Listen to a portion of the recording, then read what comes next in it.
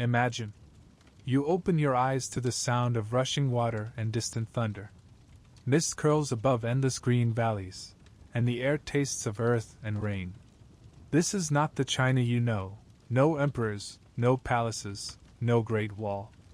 This is a land before history, when gods were still learning their names and mountains breathed like sleeping beasts. The rivers have no masters, the people no kings.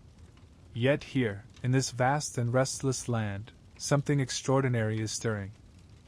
Civilization itself is dreaming of being born. The world you awaken into is ancient beyond imagination. Not centuries, not millennia, but 10,000 years ago, when the bones of Asia still shifted underfoot. The mountains rise sharp and wild, the rivers carve new paths with every flood, and the horizon is always trembling with change. The earth feels alive. It is a heartbeat beneath your feet. You walk through wet grass, the blades heavy with morning dew. Around you, the valley stretches like a great green ocean, and far to the north the yellow river winds through the land like a dragon in sleep. The people who live here are few, scattered in small bands. They do not call themselves Chinese, not yet. They are children of water and wind, gatherers and hunters, dreamers by firelight who whisper to the stars for mercy and rain. And in their whispers, you can already hear the first notes of what will become China. The land itself seems to teach them. The floods that destroy also give life. When the yellow river bursts its banks, it leaves behind rich silt that gleams like gold dust beneath the sun. Crops take root in that mud, millet first, then rice, then the seeds of every harvest to come. From suffering grows abundance, from chaos order. That pattern will echo through every dynasty, every century of this world. Imagine standing here as thunder rolls through the mountains, watching the rain turn the river into a roaring wall of brown foam. The water is violent, merciless, but it also feeds the earth. Somewhere nearby, a woman bends over a patch of wet soil, pressing seeds into the ground with her bare hands. She is not planting for herself alone, but for those who will come after, her children, and their children, and the long, unbroken chain of generations that will one day build cities of stone and bronze. You can almost see them, like faint ghosts in the mist, rising out of time. The wind shifts, carrying the scent of wildflowers and ash. In the distance, smoke spirals upward, someone's fire, perhaps, or a ritual. These people speak through smoke and song. They chant to mountains, bow to rivers, and believe that every stone and tree carries a soul. To them, the world is alive with unseen spirits, the river that hungers, the mountain that watches, the storm that remembers your name. And somewhere between fear and reverence, they begin to build meaning. They carve patterns into bones and shells, tracing the movements of the moon. They bury their dead with pots of food and tools, believing that life continues on the other side of the earth. They are learning that the past has power, and that memory is sacred. At night, when the valley is silvered by moonlight, they gather around the fire. Someone, an elder, perhaps, or a shaman, lifts a burning branch and begins to speak. His voice rises and falls with the rhythm of the wind, telling how the world began when heaven and earth were still one body, joined in darkness. How chaos cracked open like an egg, and from its shell poured light and shadow, fire and water. He speaks of a giant named Pangu who split the heavens from the earth with his axe, whose breath became the wind, whose blood became the rivers, whose bones became the mountains. The listeners close their eyes, seeing it unfold in their minds. In that moment, myth becomes truth, not because it is real, but because it gives shape to what they feel, that the world is alive, immense, and bound together by forces beyond comprehension. That everything, life, death, storm, soil, is part of one endless cycle. You listen too, as the firelight dances on faces lined with soot and wonder. You realize something. These are not primitive people fumbling towards civilization. They are already telling stories, already building the invisible architecture of belief. And that is where civilization truly begins, not in stone, but in the mind. The sky clears by morning. The valley steams with mist. Across the plain, herds of wild deer scatter at the sound of human footsteps. You follow a group of them to a ridge overlooking the Yellow River, and there you see the land stretch out forever, golden, rolling, alive. The river coils below, glittering under the newborn sun. It looks peaceful now, but you know its other face, the destroyer, the floodbringer, the dragon that can swallow whole villages when angered. And yet, for all its danger, people cannot leave it. They build their lives on its banks, because they understand what few others do, that creation and destruction are twins. It is here, in this uneasy balance, that the idea of harmony is born. Not the harmony of stillness, but of movement, the dance of opposites. Yin and Yang, though no one yet calls them that. The seed of that thought, that truth, takes root here, in mud and storm and human breath. The river moves on, slow and endless, and time moves with it. Thousands of years pass like the turning of a tide. The people change, their hands growing callous from the work of shaping the earth. They tame fire, shape clay, weave fiber, and carve bone. They learn the rhythm of the seasons. They settle, build, stay. The first villages rise like coral from the floodplain, small and fragile, but alive. Smoke curls above thatched roofs. Children laugh beside cooking fires. Dogs bark at shadows that once would have been spirits. The sky above them glows crimson at sunset, and someone, somewhere, looks up and thinks, the heavens are watching. That thought will never leave them. It will become the spine of a civilization, the belief that heaven and earth mirror each other, that human order must reflect the order of the cosmos. And from that belief will grow empires, rituals, dynasties, philosophies. But here, in this moment, it is only a whisper, carried on the wind above the river's breath. The wind shifts again. You smell rain. Far off, thunder murmurs. The cycle is beginning anew. And as you follow the river's curve deeper into the heart of the land, the murmur of water becomes the murmur of history.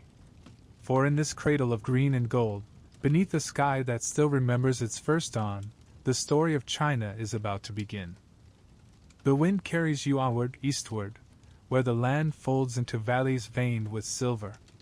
The earth hums here, the deep, low song of water shaping stone. You've followed the mist for days, your feet sinking into damp soil, your breath mingling with the scent of moss and clay. Every step draws you closer to the pulse that has guided all life in this land, the rivers. There are two of them, the Yellow River in the north, and the Yangtze in the south. Twin dragons of creation, coiling through the bones of the continent, breathing mist and thunder. To the people who dwell along their banks, they are more than water. They are gods. They are mothers. They are the living veins of heaven itself. You hear the Yellow River before you see it, a dull, endless roar, as if the earth itself were breathing. Then it appears, wide as a sea, golden and restless, its waters thick with silt. It moves like molten sunlight, yet beneath that brightness lurks something darker. The people here call it Huanghe, the river of sorrow. Every few generations, it rises in fury, spilling over its banks, erasing villages, turning fields to ruin. And yet they always return.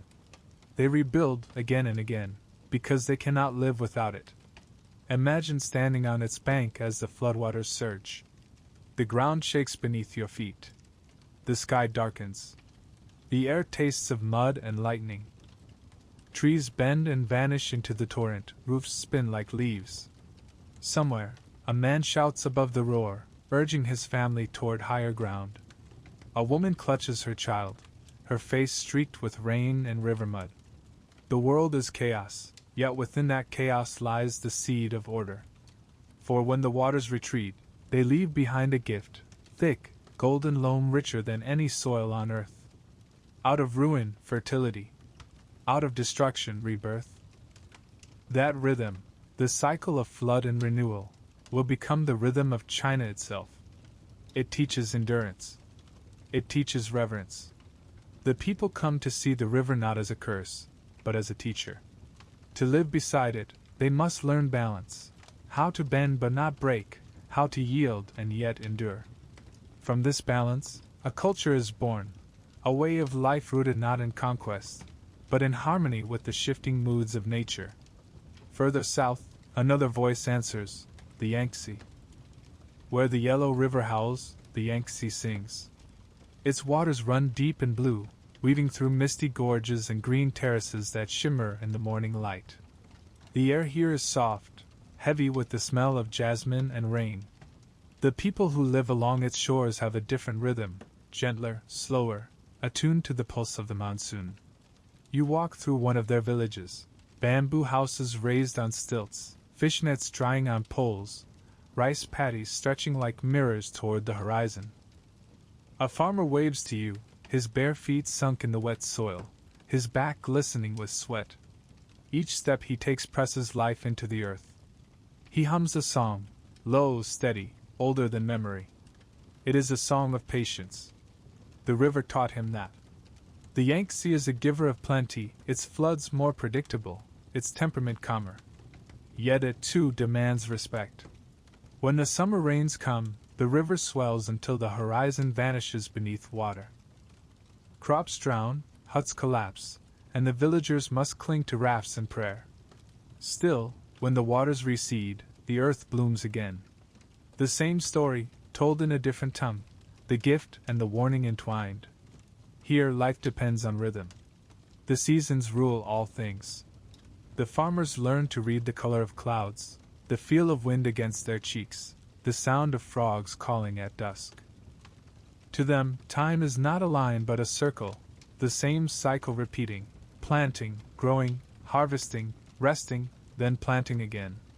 Each year, they offer sacrifices to the river spirits, pouring wine into the current, tossing handfuls of millet into the foam, whispering thanks for what was given and what was spared. The river listens, though it never promises mercy. You cross a hill where the two worlds seem to meet, the dry lush plains of the Yellow River stretching north, the lush wetlands of the Yangtze unfurling south. Between them lies the heart of what will one day be a nation. Two rivers, two temperaments, one fierce and defiant, one deep and nurturing. Between their embrace, humanity takes root. At night you rest beside the water's edge. The sky reflects itself perfectly in the river, stars trembling on its surface like scattered lanterns. You think about how rivers remember everything. Every flood, every offering, every death.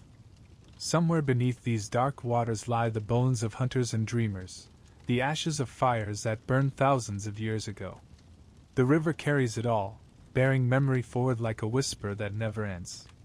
The people here understand that whisper. They tell stories to explain it.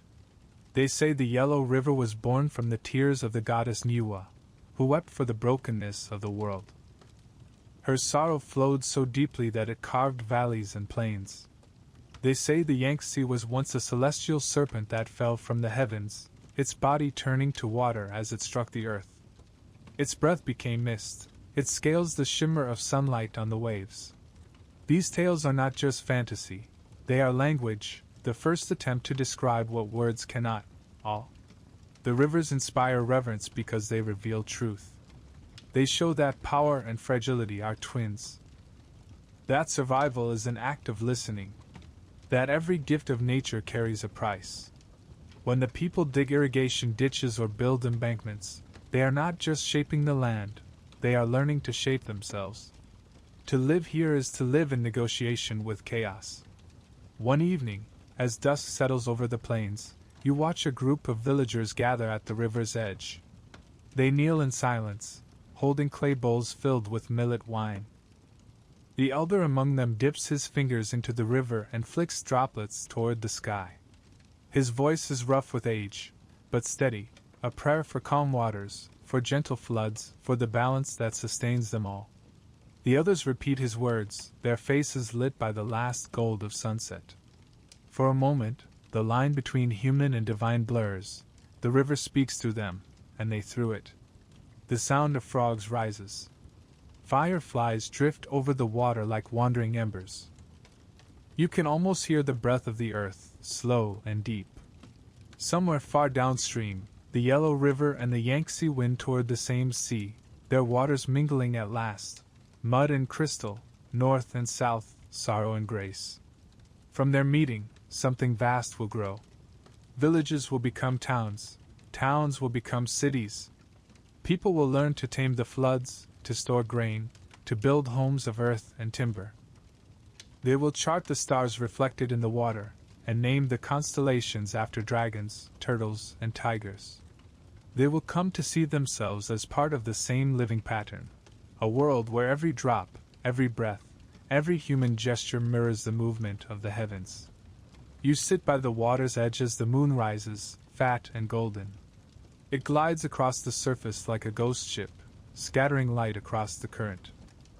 You feel the pull of it, the sense that this land is not simply old but eternal, caught in an endless dance between creation and decay. You think of all who will stand here after you, potters shaping clay from this same mud, kings raising altars beside this same river, poets describing this same moon. The rivers will outlive them all, but they will carry their reflections forward. In the rippling light, you glimpse the shape of what is coming, the first settlements, the first walls, the first names for gods who were once only storms and floods. The rivers have given birth to the people.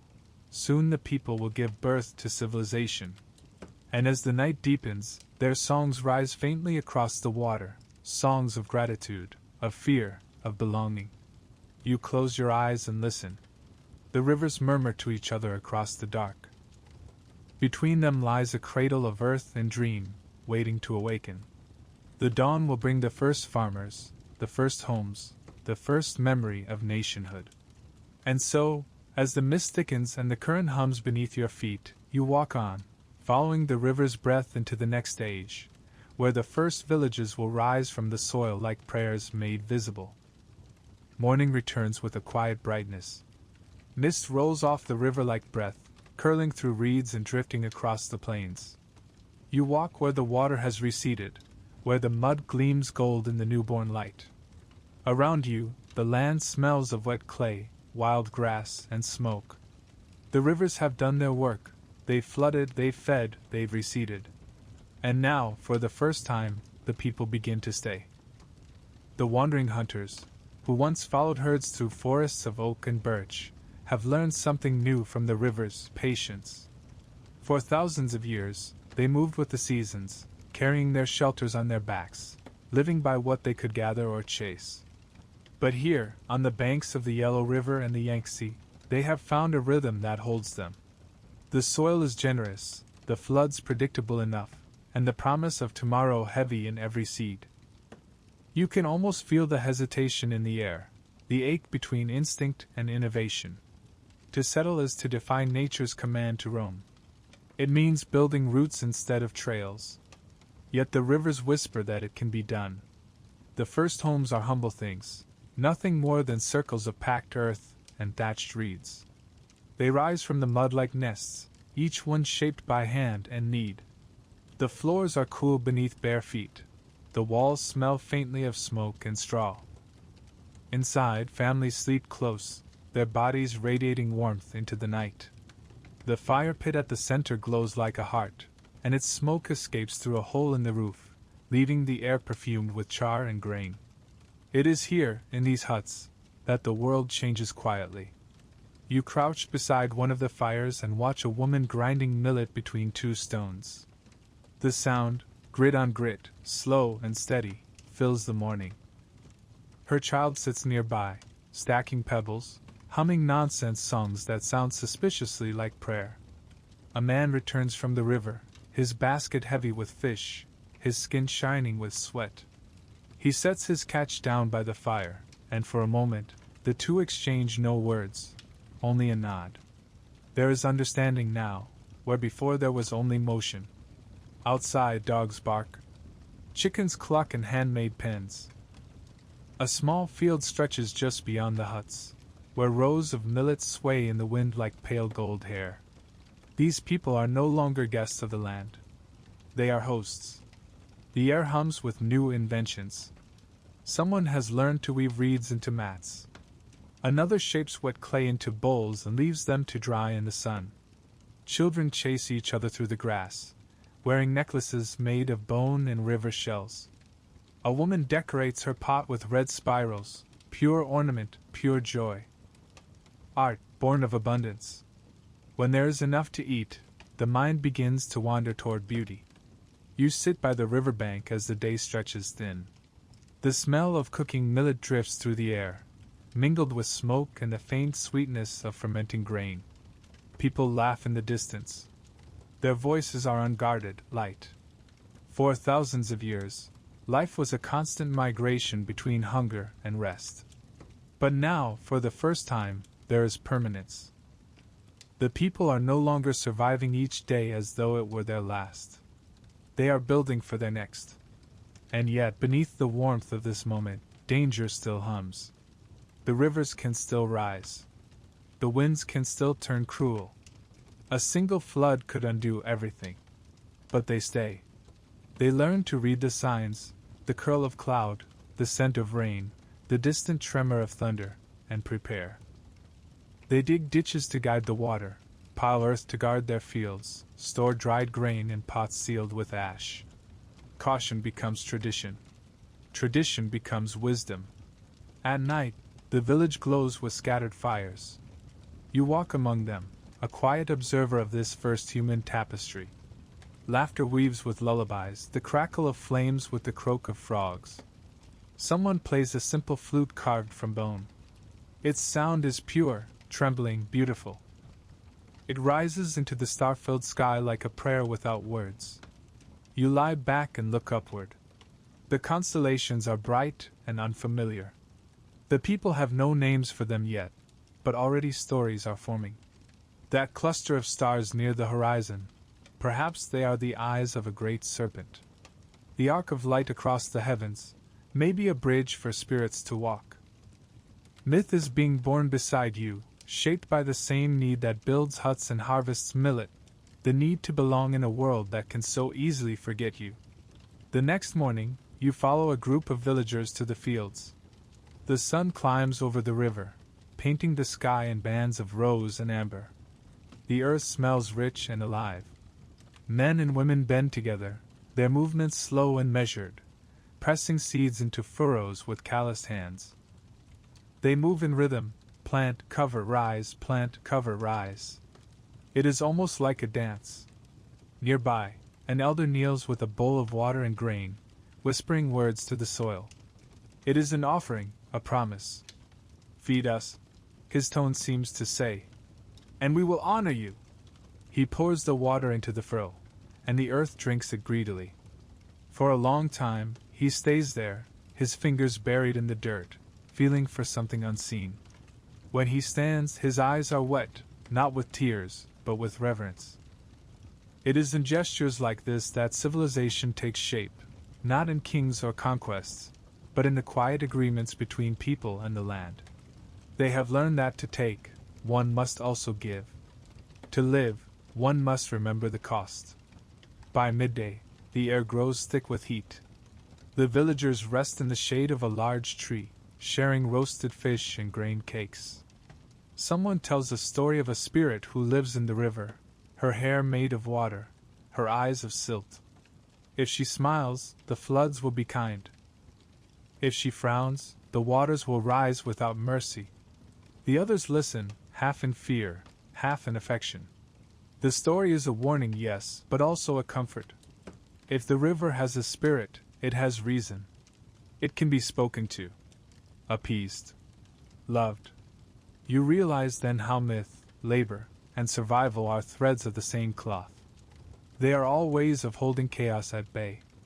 As the sun dips low, shadows stretch long across the fields. Smoke rises from cooking fires, laughter echoes from the river.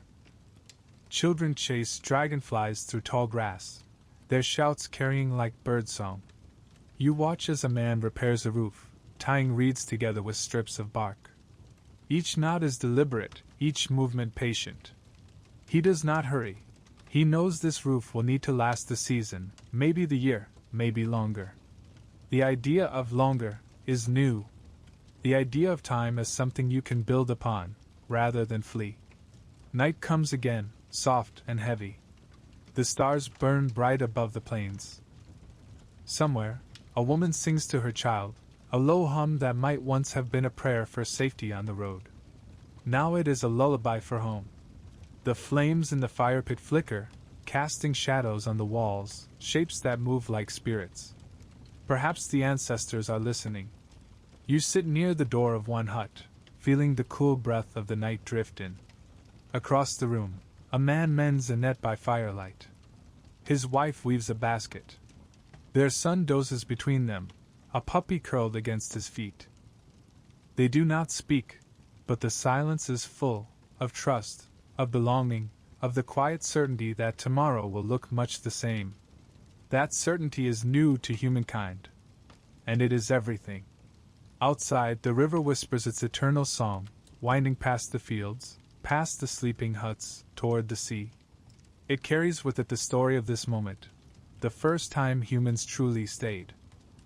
In the centuries to come, others will build upon these banks, raising walls and temples, forging bronze, carving symbols that will become the first written words. But here, tonight, the miracle is simpler. The fire still burns, and the people have chosen not to leave. You close your eyes, listening to the crackle of the flames and the distant murmur of water. The air smells of smoke, earth, and life. This is how civilization begins, not with conquest or invention, but with stillness. With the decision to belong. And as the night deepens, you feel the world tilting forward again, ever so gently, toward the next dawn, toward the birth of a people who will one day paint their pots, raise their walls, and whisper prayers to the heavens above the flowing, faithful river. The earth sighs. The fire softens. The river moves on. And you move with it into the next dream of history. Morning returns with a quiet brightness. Mist rolls off the river like breath, curling through reeds and drifting across the plains. You walk where the water has receded, where the mud gleams gold in the newborn light. Around you, the land smells of wet clay, wild grass, and smoke. The rivers have done their work. They've flooded, they've fed, they've receded. And now, for the first time, the people begin to stay. The wandering hunters, who once followed herds through forests of oak and birch, have learned something new from the river's patience. For thousands of years, they moved with the seasons, carrying their shelters on their backs, living by what they could gather or chase. But here, on the banks of the Yellow River and the Yangtze, they have found a rhythm that holds them. The soil is generous, the floods predictable enough, and the promise of tomorrow heavy in every seed. You can almost feel the hesitation in the air, the ache between instinct and innovation. To settle is to defy nature's command to roam. It means building routes instead of trails. Yet the rivers whisper that it can be done. The first homes are humble things, nothing more than circles of packed earth and thatched reeds. They rise from the mud like nests, each one shaped by hand and need. The floors are cool beneath bare feet. The walls smell faintly of smoke and straw. Inside, families sleep close, their bodies radiating warmth into the night. The fire pit at the center glows like a heart, and its smoke escapes through a hole in the roof, leaving the air perfumed with char and grain. It is here, in these huts, that the world changes quietly. You crouch beside one of the fires and watch a woman grinding millet between two stones. The sound, grit on grit, slow and steady, fills the morning. Her child sits nearby, stacking pebbles, humming nonsense songs that sound suspiciously like prayer. A man returns from the river, his basket heavy with fish, his skin shining with sweat. He sets his catch down by the fire, and for a moment, the two exchange no words, only a nod. There is understanding now, where before there was only motion. Outside, dogs bark. Chickens cluck in handmade pens. A small field stretches just beyond the huts, where rows of millet sway in the wind like pale gold hair. These people are no longer guests of the land. They are hosts. The air hums with new inventions. Someone has learned to weave reeds into mats. Another shapes wet clay into bowls and leaves them to dry in the sun. Children chase each other through the grass, wearing necklaces made of bone and river shells. A woman decorates her pot with red spirals, pure ornament, pure joy. Art, born of abundance. When there is enough to eat, the mind begins to wander toward beauty. You sit by the riverbank as the day stretches thin. The smell of cooking millet drifts through the air, mingled with smoke and the faint sweetness of fermenting grain. People laugh in the distance. Their voices are unguarded, light. For thousands of years, life was a constant migration between hunger and rest. But now, for the first time, there is permanence. The people are no longer surviving each day as though it were their last. They are building for their next. And yet, beneath the warmth of this moment, danger still hums. The rivers can still rise. The winds can still turn cruel. A single flood could undo everything.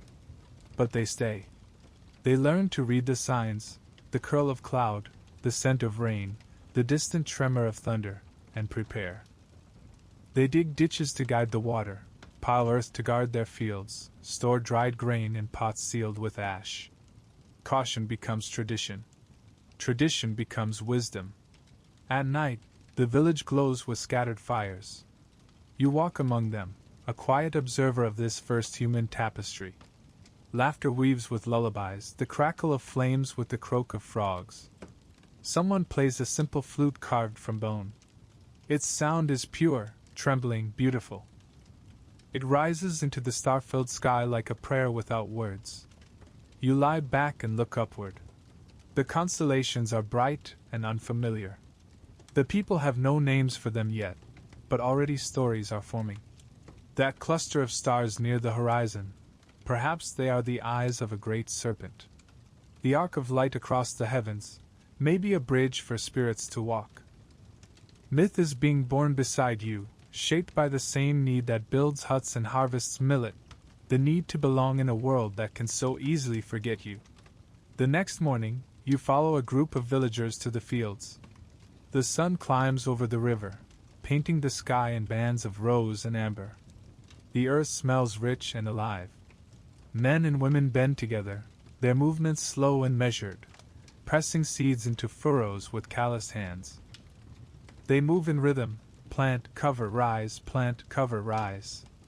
It is almost like a dance.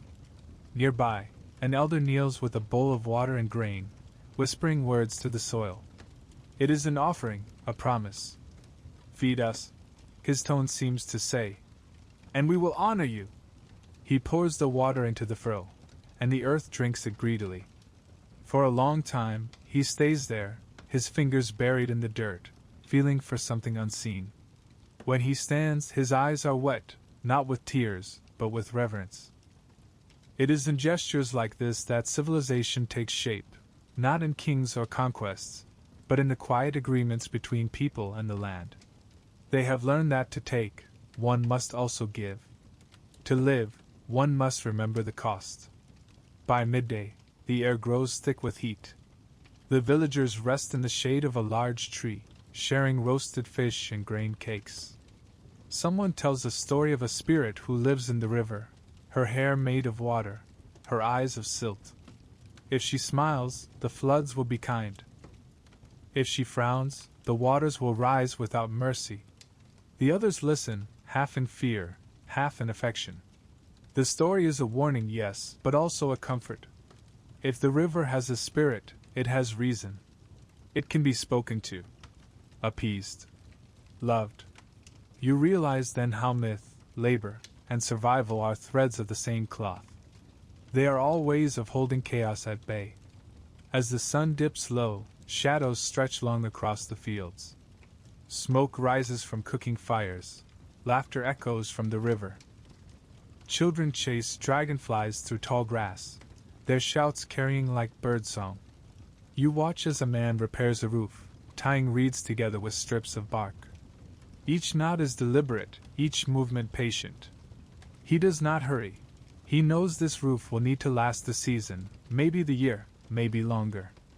The idea of longer is new. The idea of time as something you can build upon, rather than flee. Night comes again, soft and heavy. The stars burn bright above the plains. Somewhere, a woman sings to her child, a low hum that might once have been a prayer for safety on the road. Now it is a lullaby for home. The flames in the fire pit flicker, casting shadows on the walls, shapes that move like spirits. Perhaps the ancestors are listening. You sit near the door of one hut, feeling the cool breath of the night drift in. Across the room, a man mends a net by firelight. His wife weaves a basket. Their son dozes between them, a puppy curled against his feet. They do not speak, but the silence is full of trust, of belonging, of the quiet certainty that tomorrow will look much the same. That certainty is new to humankind. And it is everything. Outside, the river whispers its eternal song, winding past the fields, past the sleeping huts, toward the sea. It carries with it the story of this moment, the first time humans truly stayed. In the centuries to come, others will build upon these banks, raising walls and temples, forging bronze, carving symbols that will become the first written words. But here, tonight, the miracle is simpler. The fire still burns, and the people have chosen not to leave. You close your eyes, listening to the crackle of the flames and the distant murmur of water. The air smells of smoke, earth, and life. This is how civilization begins, not with conquest or invention, but with stillness. With the decision to belong. And as the night deepens, you feel the world tilting forward again, ever so gently, toward the next dawn, toward the birth of a people who will one day paint their pots, raise their walls, and whisper prayers to the heavens above the flowing, faithful river. The earth sighs. The fire softens. The river moves on. Morning comes sharper now. The air has changed, no longer the soft, honeyed warmth of the Yangtze valleys, but something leaner, cooler, edged with ambition. Mist still clings to the riverbanks, but it doesn't dawdle. It drifts swiftly toward the east as though pulled by some invisible purpose. The landscape has hardened, too. The gentle slopes have become steeper, the earth more brittle beneath your feet. Even the sky feels different, stripped clean of the languid haze of the old days. You are walking into the age of the Long Shan. The Yangtze villages you left behind were built from earth and ease, their painted pots filled with patterns of harmony and flow. But the people who rise in their place are a different breed, sharper, more restless. The rivers still rule, but the Long Shan have learned not only to listen to them but to command. You first sense their presence through the sound of hammers, a deep, percussive rhythm that rolls across the hills like distant thunder. As you crest a ridge, you see it, a wall. Low, earthen, ringed with ditches and towers of packed soil. A village, yes, but also a fortress. Smoke rises from the center where fires burn hot enough to harden clay and temper stone. This is Yangtze, one of their settlements, and it hums with intent. The people move with the same deliberate precision as the structures they build. Gone are the wide, soft circles of Yangtze life. Here everything follows lines and angles. Houses sit in tidy rows, granaries stand elevated on wooden stilts, and at the heart of it all looms the ceremonial platform, a raised terrace of packed earth, broad as a hill. It is not a place of worship, not exactly. It is a statement. The Long Shan have begun to understand power. You walk through their streets, feeling the ground firm beneath your steps. The earth here is black, the fertile loam that gives this culture its name. The people use it to make their most prized creation, black pottery so thin it rings like a bell when struck. You stop before a craftsman's hut and watch as he turns a pot on a fast spinning wheel. His fingers blur with motion, his eyes are fierce, unblinking. The clay stretches upward in perfect symmetry, its walls no thicker than an eggshell. When he finishes, he lifts it toward the light, and you see your own reflection in its surface, dark, gleaming, almost metallic. It is beautiful, yes, but it also feels like something else, control. Every curve has been measured, every imperfection erased. Where the Yangtze painted their dreams in red spirals, the Long Shan polished theirs into silence. You sense it everywhere, this tightening, this desire for precision.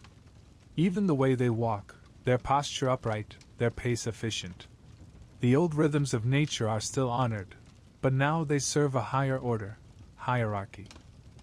As the day unfolds, you begin to see signs of it. The village is divided into layers. The homes near the wall are smaller, clustered close together, the air thick with the smell of livestock and smoke.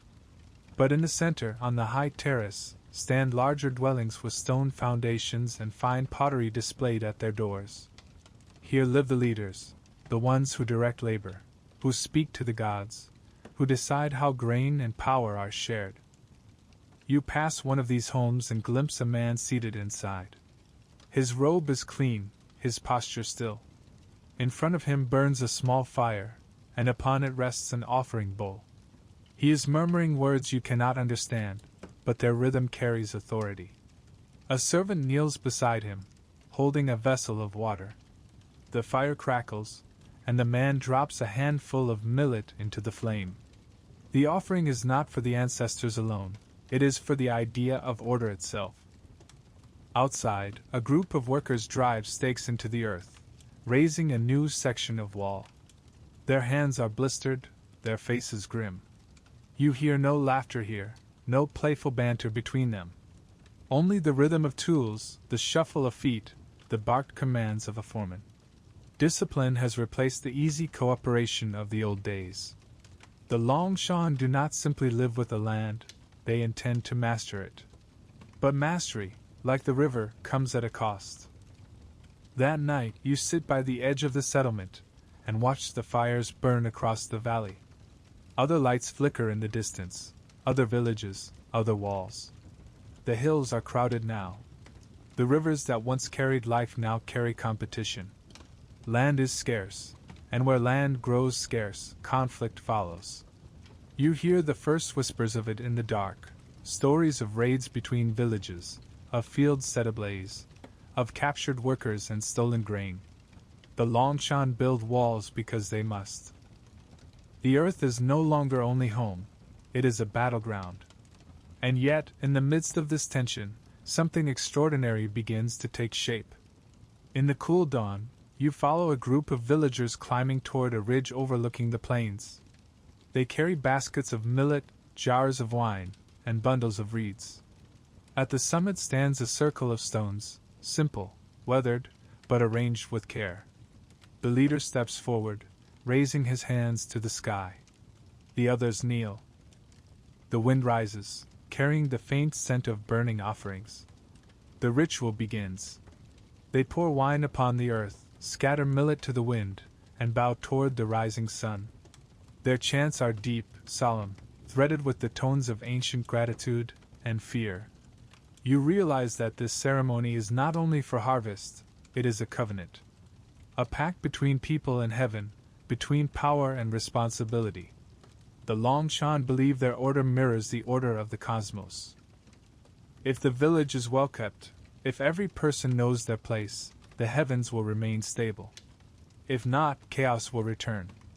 It is the earliest seed of a philosophy that will one day dominate the entire civilization, the belief that harmony between heaven and earth depends on human virtue. You stay with them as the sun climbs higher. The leader finishes the prayer and turns to face his people. His voice carries easily across the hill, calm, commanding, confident. He speaks of duty, of strength, of the ancestors who watch and judge. The crowd listens in silence. When he finishes, they bow deeply, and the ceremony ends. You descend the ridge as drums begin to sound in the distance, slow, resonant, like the heart of the earth itself. The people gather near the central terrace where a large pit has been dug. Inside, men and women place pottery, tools, and food offerings. This is no grave, it is a communal ritual. They are feeding the soil, ensuring that the earth beneath their feet remains fertile and loyal. You realize, watching them, that the Longshan have transformed survival into system. Where the Yangtze saw life as a circle, the Longshan see it as a ladder. Each generation climbs higher, builds stronger, governs more tightly. Their walls are not just protection, they are philosophy made solid. Still, beneath the discipline, you feel an unease. Late one night, in the outer quarter of the village, you hear whispers, two women speaking softly near a fire. They talk of strange omens, the river running black, a drought that killed the millet before harvest, a shadow that passed across the moon. They wonder if the gods are angry, if the balance has tilted. The words tremble between them like sparks. For the first time in generations, people are beginning to fear not nature's chaos, but their own. And indeed, change is coming. By the end of the century, the climate shifts. The floods grow harsher, the rains less kind. Villages fight over dwindling water, over fields that once yielded plenty. The walls that once symbolized strength now mark division. Some settlements fall to ruin, others rise into new forms, more centralized, more ambitious. You walk among the ruins of one such village at twilight. The walls crumble, but the black pottery still gleams faintly in the fading light. You pick up a shard and turn it in your hand. It is impossibly smooth, as if time itself hesitated to touch it.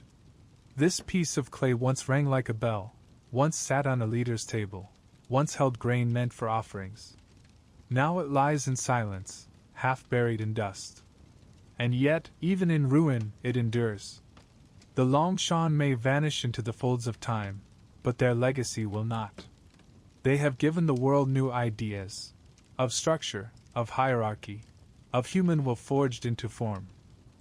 They have taught that order can be built, that the world can be shaped to human design. And though their walls will crumble, their vision will rise again in the dynasties to come. As you leave the valley, the sky grows pale with dawn. The river glints below, still flowing, still eternal. You follow its curve, feeling the hum of the next age waiting just beyond the horizon, the age of myth, of heroes, of emperors who will claim descent from the heavens themselves. The earth shifts beneath your feet, soft again after centuries of hardened toil. The mist thickens. The air smells of rain. Somewhere ahead, the voice of the river deepens, as though clearing its throat to speak anew. You walk toward it, into the coming storm, and the Longshan fade behind you, leaving only their walls, their black pottery, and the echo of their order humming beneath the soil of China. The river murmurs its eternal promise, from the mud, we rise again. And you follow that whisper forward, into legend. The river's song changes again. It deepens, slows, takes on a rhythm like speech, ancient, deliberate, older than words. You walk beside it through valleys soaked in morning mist, where reeds bend beneath the weight of dew and cranes lift from the shallows with wings like pale sails. The air feels different now, charged, expectant. The age of mere survival has ended. The land is ready for its first kings. And yet, before kings, there were myths. Before the first emperor built his palace, before the first script was carved into bone, there were stories, told by firelight, whispered to the river, sung to the stars. Stories of men who were more than men, who tamed chaos and shaped the world with their hands and hearts. They were not yet called emperors. They were called teachers, sages, heroes. Their reigns belong not to recorded time but to the soft, luminous space between memory and dream. It begins, as all beginnings do, in the silence after a storm. The rivers have flooded once more. The earth steams. The people rebuild. And from among them, the first great figure steps forward, Fu Xi, the pattern maker. Imagine him standing on a high hill overlooking the drenched plains, his hair tangled by wind, his eyes sharp as obsidian. He watches the river twist below, and sees in its coils the secret of order, that chaos itself can be measured. He begins to draw on the wet earth, lines crossing and folding, forming patterns that mirror thunder, mountain, water, fire. From his hands comes the earliest code, the trigrams, symbols of balance and transformation. Each mark carries a truth, that the world is not divided into good and evil, but into forces that rise and fall, shift and merge, forever in motion. The people gather around him, awed. Through these signs, they learn to read the rhythms of nature, to know when to plant, when to harvest, when to fear the sky. Fu Shi teaches them how to fish with nets, how to tame wild beasts, how to marry heaven's rhythm with human need. They say he married Nuwa, the goddess with a serpent's body and a woman's face, who molded humankind from yellow clay. Together, they embody the union of opposites, creation and wisdom, male and female, earth and sky. Their children are the tribes who spread across the valleys, their blood mixed with legend. And when Fu Shi ascends to the heavens, his patterns remain, etched not on stone but in thought, the first attempt to map the invisible harmony that governs all things. But harmony never lasts forever. As the generations pass, the floods return. Crops fail, storms rage, and chaos creeps once more into the land. The people call out for guidance, and from the eastern hills comes another figure, Shang, the divine farmer.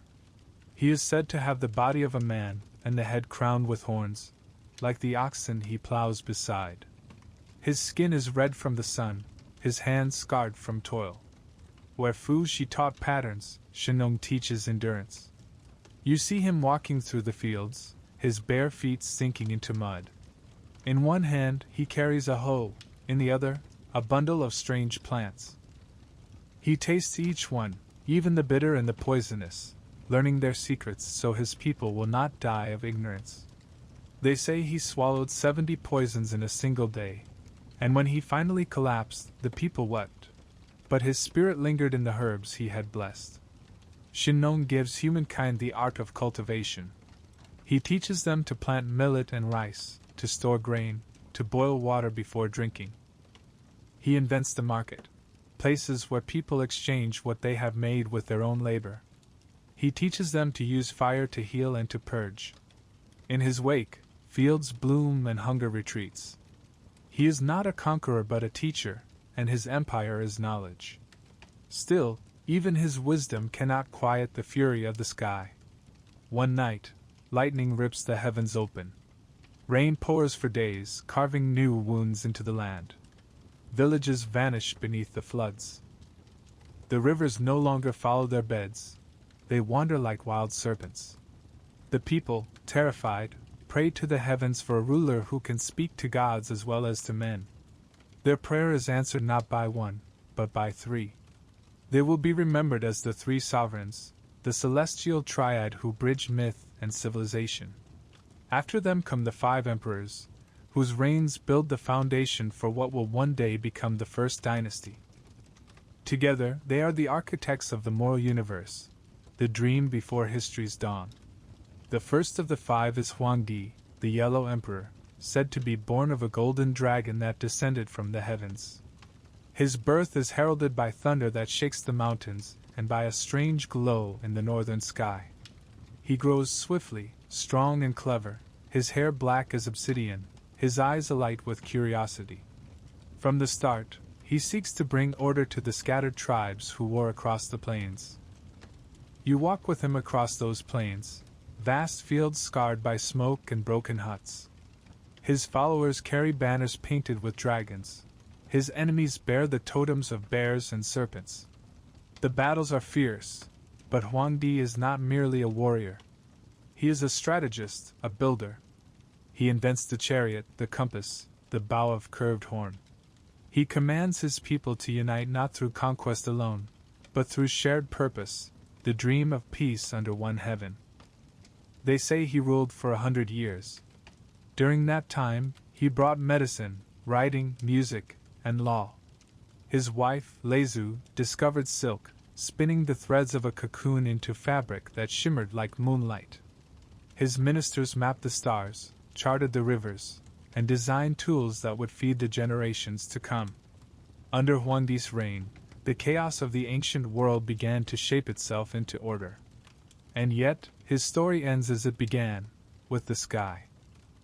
When his time on earth was done, the chronicles say, a yellow dragon descended once more, coiling around him, lifting him into the heavens. His followers searched for him for days and found only his ceremonial cap. From then on, the Yellow Emperor was worshipped not as man but as ancestor, the the first link in the chain that would bind all rulers to heaven's will. From his bloodline, or perhaps from his legend, emerged the others: Xuanqiu, the silent reformer; Emperor Ku, who harmonized the calendar with the stars; Emperor Yao, wise and humble; and Emperor Shun, the peasant who rose through virtue. You linger on Shun's story, it feels closer, more human. He was born poor, his father cruel, his stepmother spiteful. Yet Shun worked the fields with patience, repaired the roof when it leaked, cared for his blind father without complaint.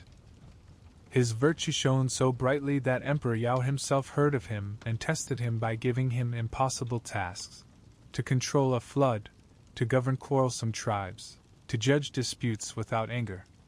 Shun accomplished each with grace. Yao, seeing his humility, chose him as successor, not his own son, but this man of perfect character. It was the birth of a sacred idea, that the right to rule is not inherited, but earned through moral harmony. The mandate of heaven, though not yet named, stirs here for the first time. You picture it now, the aged Yao standing beneath a pale dawn, offering his seal to Shun. "Rule not for yourself," he says softly, "but for the people. Heaven watches." And Shun, humbled, accepts. His reign brings peace. The rivers are tamed, the harvests abundant. When he dies, they say the phoenixes wept, and the sky rained silk. From these stories, Fu Shi's wisdom, Shenong's labor, Huangdi's strength, Yao's virtue, China's soul is woven thread by thread. None of them may have walked the earth as flesh and blood, yet their presence is felt in every furrowed field, every painted scroll, every temple incense drifting into the night. They are the ideals that shape the nation's conscience: order born of chaos, virtue tested by suffering, balance between man and the divine. You walk now along the high ridge, the wind whipping your clothes, the river glimmering far below. The horizon is wide, but something in the air feels smaller, more focused. Myth has done its work, it has given people meaning, identity, direction. The tribes that once fought over land now share a story of origin, and that story binds them tighter than any wall could. But myths have a way of birthing questions. If Huangdi ruled the skies, if Shun ruled by virtue, who will rule the earth itself? Who will build the first true dynasty, where belief hardens into law, and memory becomes history? Ahead, the clouds darken. The sound of thunder gathers once more along the horizon. The river begins to rise, murmuring as if in anticipation. Out of its mist, you can almost see a figure, broad-shouldered, silent, carrying a shovel instead of a sword. He stands knee-deep in the floodwaters, his face half-lit by lightning. His name will echo through ages yet unborn: You the Great. He will not fight the flood as a man fights an enemy. He will shape it, guide it, carve channels through the chaos until the rivers flow where they should. From his labor, a dynasty will rise, the first China will ever know. But that is the next story. For now, as rain begins to fall and the heavens rumble with the weight of destiny, you stand at the border between myth and history. The age of the sages fades, and the age of kings begins. The river, ever patient, carries you forward once more. The rain has been falling for days. It hisses against the river like steam, thick and endless, turning the plains to lakes and the lakes to seas. The sky is a gray shroud, heavy and trembling, as if heaven itself mourns the drowning earth. The air smells of silt and lightning, of wood rot and despair. You wade through knee-deep water, the mud clutching at your legs like a living thing. In the distance, roofs tilt at strange angles, the remains of villages swallowed whole. The stories you once heard by firelight, the legends of the wise emperors, the balance of heaven and earth, feel fragile here, almost drown themselves. The world has lost its rhythm. It is said that this deluge began long before memory, when the anger of heaven spilled through the cracks of the earth. The floods did not come once a season but endlessly, until whole generations knew only water and hunger. Villages floated away like driftwood. Fields turned to swamp. Mothers gave birth in boats, and children learned to swim before they could walk. The people prayed for deliverance, and the rulers, those who still held power, sent forth one man, Gun, a stern and ambitious leader from the north. He vowed to block the floods with walls of earth, to cage the rivers as one might cage beasts. For 9 years he labored. He raised levees higher and higher, dammed the valleys, built embankments of packed soil that gleamed like gold in the rain. And yet, the waters only grew stronger. The river laughed. Each wall Gun built, the floods tore down. Each dam cracked under its own weight, collapsing into torrents that swallowed the land anew. The people despaired, and heaven turned its gaze elsewhere. Finally, the emperor, weary of failure, ordered Gun's execution. His body, they say, was left upon the mountain of Feather, where the rain still fell upon his bones. But the story does not end there.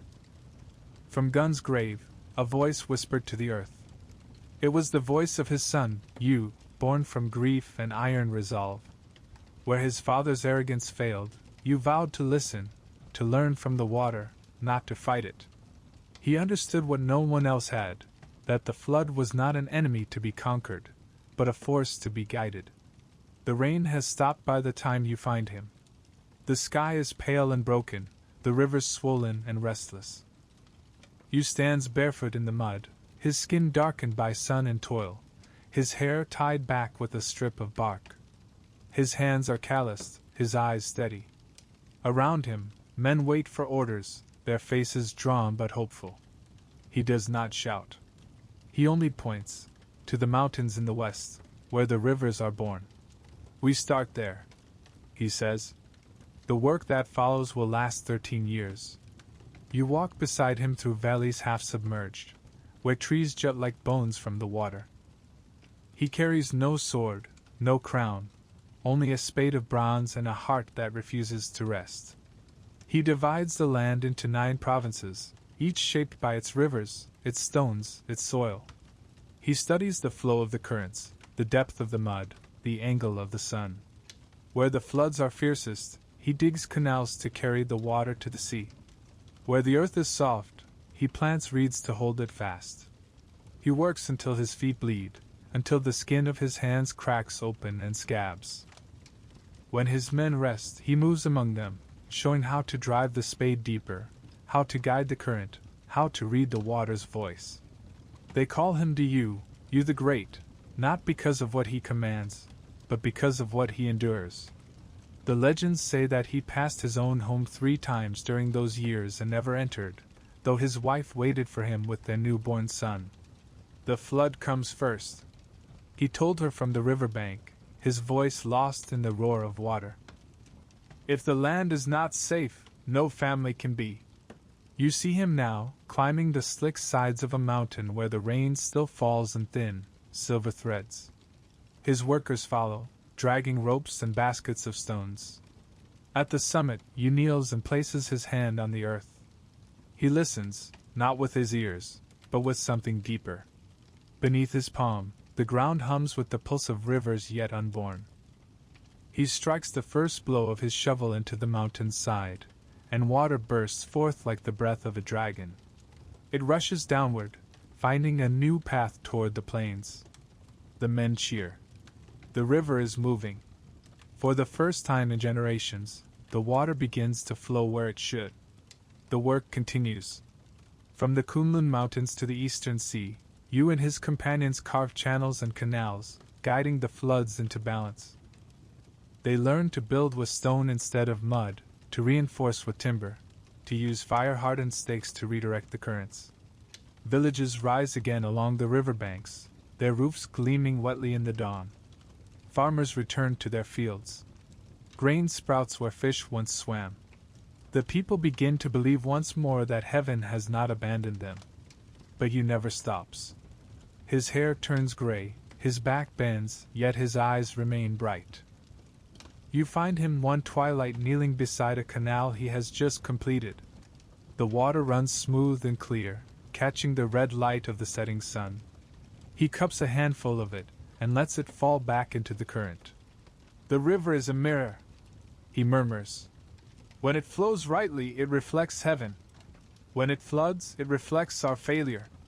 He understands something that will become the heartbeat of Chinese civilization. That harmony is not the absence of struggle, but the art of balance. Years pass. The river's calm. The land breathes again. Word of Yu's deeds spreads across the provinces. Tribes once divided by war now send envoys to learn from him. They bring gifts of jade, bronze, and grain, but Yu accepts none for himself. Instead, he calls them to meet on sacred ground, the plain of Mount Tu, where the rivers of north and south converge. You stand among them, 50 tribes gathered under the same gray sky. The air smells of wet soil and wood smoke. At the center, Yu steps forward, his robes still stained with earth. He speaks simply. The floods are gone, but their lesson remains. Alone, we are swept away. Together, we endure. Then, before all who have come, he performs a ritual unlike any before it. He offers a libation of wine to heaven, then pours another upon the earth. One for the sky, he says, and one for the soil that bore us. Between them we live. The assembled chiefs kneel as one.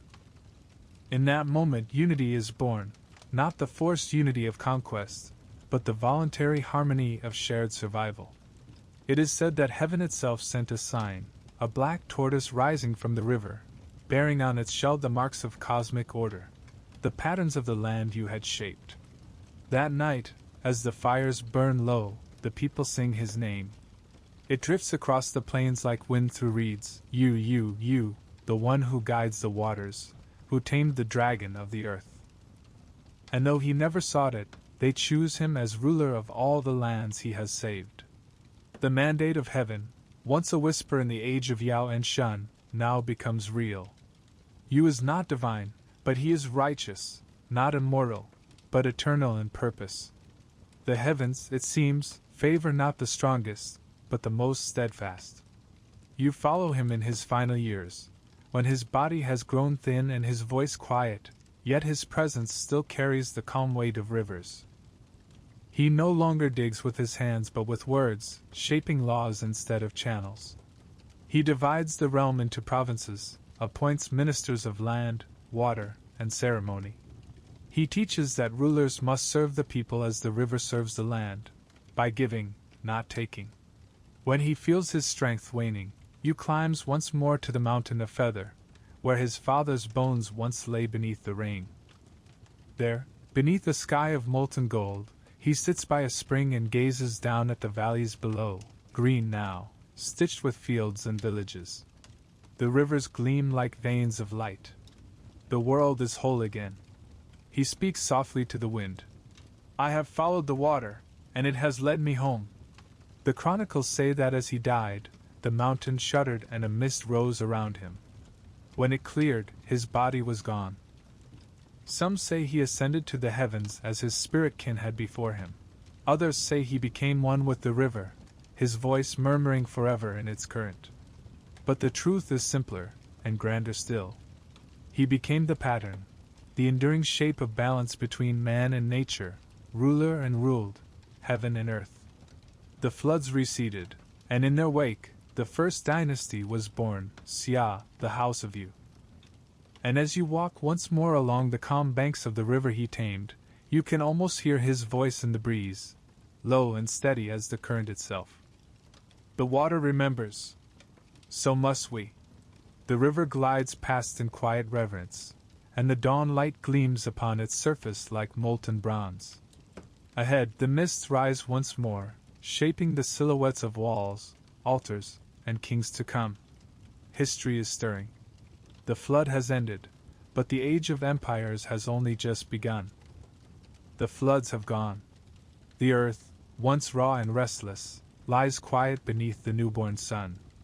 Across the plains, fields of millet ripple like waves of gold, and the air hums with the faint music of insects and harvest. The rivers move now with purpose, no longer wild, but steady, flowing through the channels carved by Yu's hand. You can almost hear them breathe, deep in content, as though the land itself has exhaled after centuries of drowning. The age of chaos has passed. The age of kings begins. Yu the Great has vanished into legend, but his work endures. The rivers he tamed have become the lifelines of a civilization.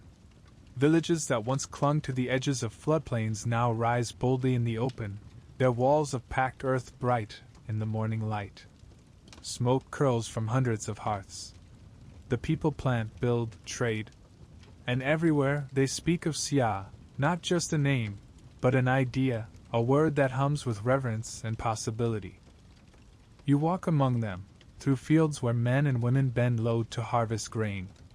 They sing while they work, songs of water and gratitude, songs that praise the river's patience and the balance their ancestors restored. You opened the channels, one verse goes, and heaven smiled. Their voices rise like the hum of wind through reeds. Even now, years after his passing, Yu's name is spoken as if he were still walking beside them. In time, reverence becomes remembrance, and remembrance becomes rule. Yu's followers gather at the site of his final labor, near the confluence of two rivers. They build a great hall there, its beams carved from cypress, its walls painted with symbols of dragons and clouds. At its center stands a simple altar of stone. Each season, the people bring offerings, bowls of millet, bronze cups of wine, jade carved in the shape of turtles. They kneel and speak to him as if to heaven itself. "Guide us still," they whisper. "Keep the waters calm." Among those who kneel is Yu's son, Qi. His hair is dark and uncut, his hands rough from work.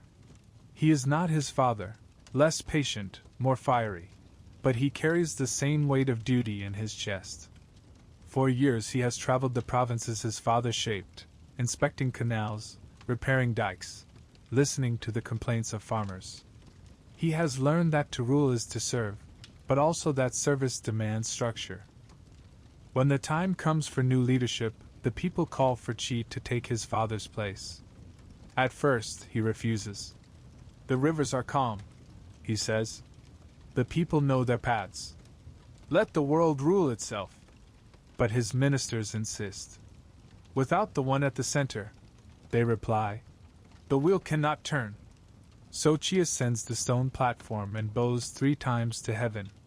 The gathered tribes cheer, throwing handfuls of grain into the air. Drums roll like distant thunder. The first dynasty of China is born. You feel the air shift, the subtle weight of something irreversible.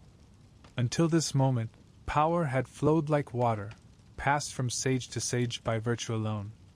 But now, the current takes a new shape. Qi does not rule because heaven chose him, but because blood binds him to you. Lineage has become law.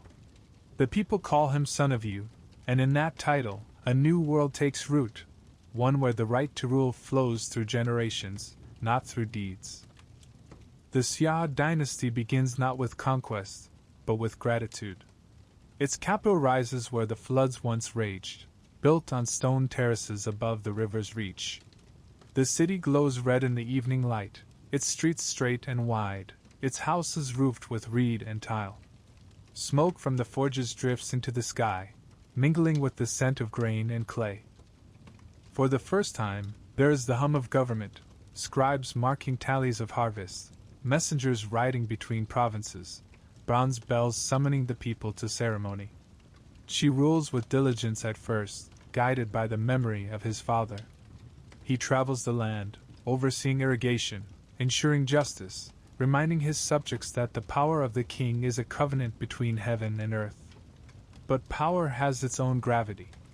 Slowly, inevitably, the throne becomes a thing to be guarded. You sense the shift one summer morning when the drums beat louder than usual, calling the people to the central square. A man from a distant province kneels before the court, accused of defying the king's tax. His crops failed after a drought, and he could not pay. She listens in silence. The crowd murmurs. In the days of Yu, such a man would have been helped, not punished. But now, Qi's face hardens. "The rivers obey their channels," he says. "So must men obey their ruler. The man is sent away in chains. It is a small act, but the ripples of it spread. Authority is no longer a burden, it is a throne of stone. Still, the Xia are not tyrants, not yet. Their courts remain places of ceremony and devotion. Each spring, Qi leads his people in a grand ritual beside the Yellow River. You stand among the crowd as he kneels on the bank, the wind tugging at his robes. He pours wine into the current, the liquid gleaming like molten bronze beneath the sun. Behind him, priests chant the names of the spirits of earth and sky. The chant is mesmerizing, deep, slow, resonant. Heaven above, earth below, water between, keep the balance true. The crowd bows as one. This harmony, of ritual, order, and obedience, becomes the rhythm of Xia. Villages grow into towns, their boundaries marked by tall drums and standing stones. The people build altars of packed earth, their tops scorched black from generations of fire offerings. At night, the kings hold councils beneath the stars, reading the heavens for signs. When comets blaze or eclipses shadow the moon, they send messengers to every province. Heaven warns us, offer incense, mend your ways. For the first time, the people believe their rulers speak directly to the divine. And yet, even in this golden dawn, shadows lengthen. Power, once born of virtue, begins to breed pride. The later kings of Xia inherit the throne as they inherit the floodplains, believing them theirs by right, not by grace. Some build palaces with walls of white plaster, their floors paved in shell and jade.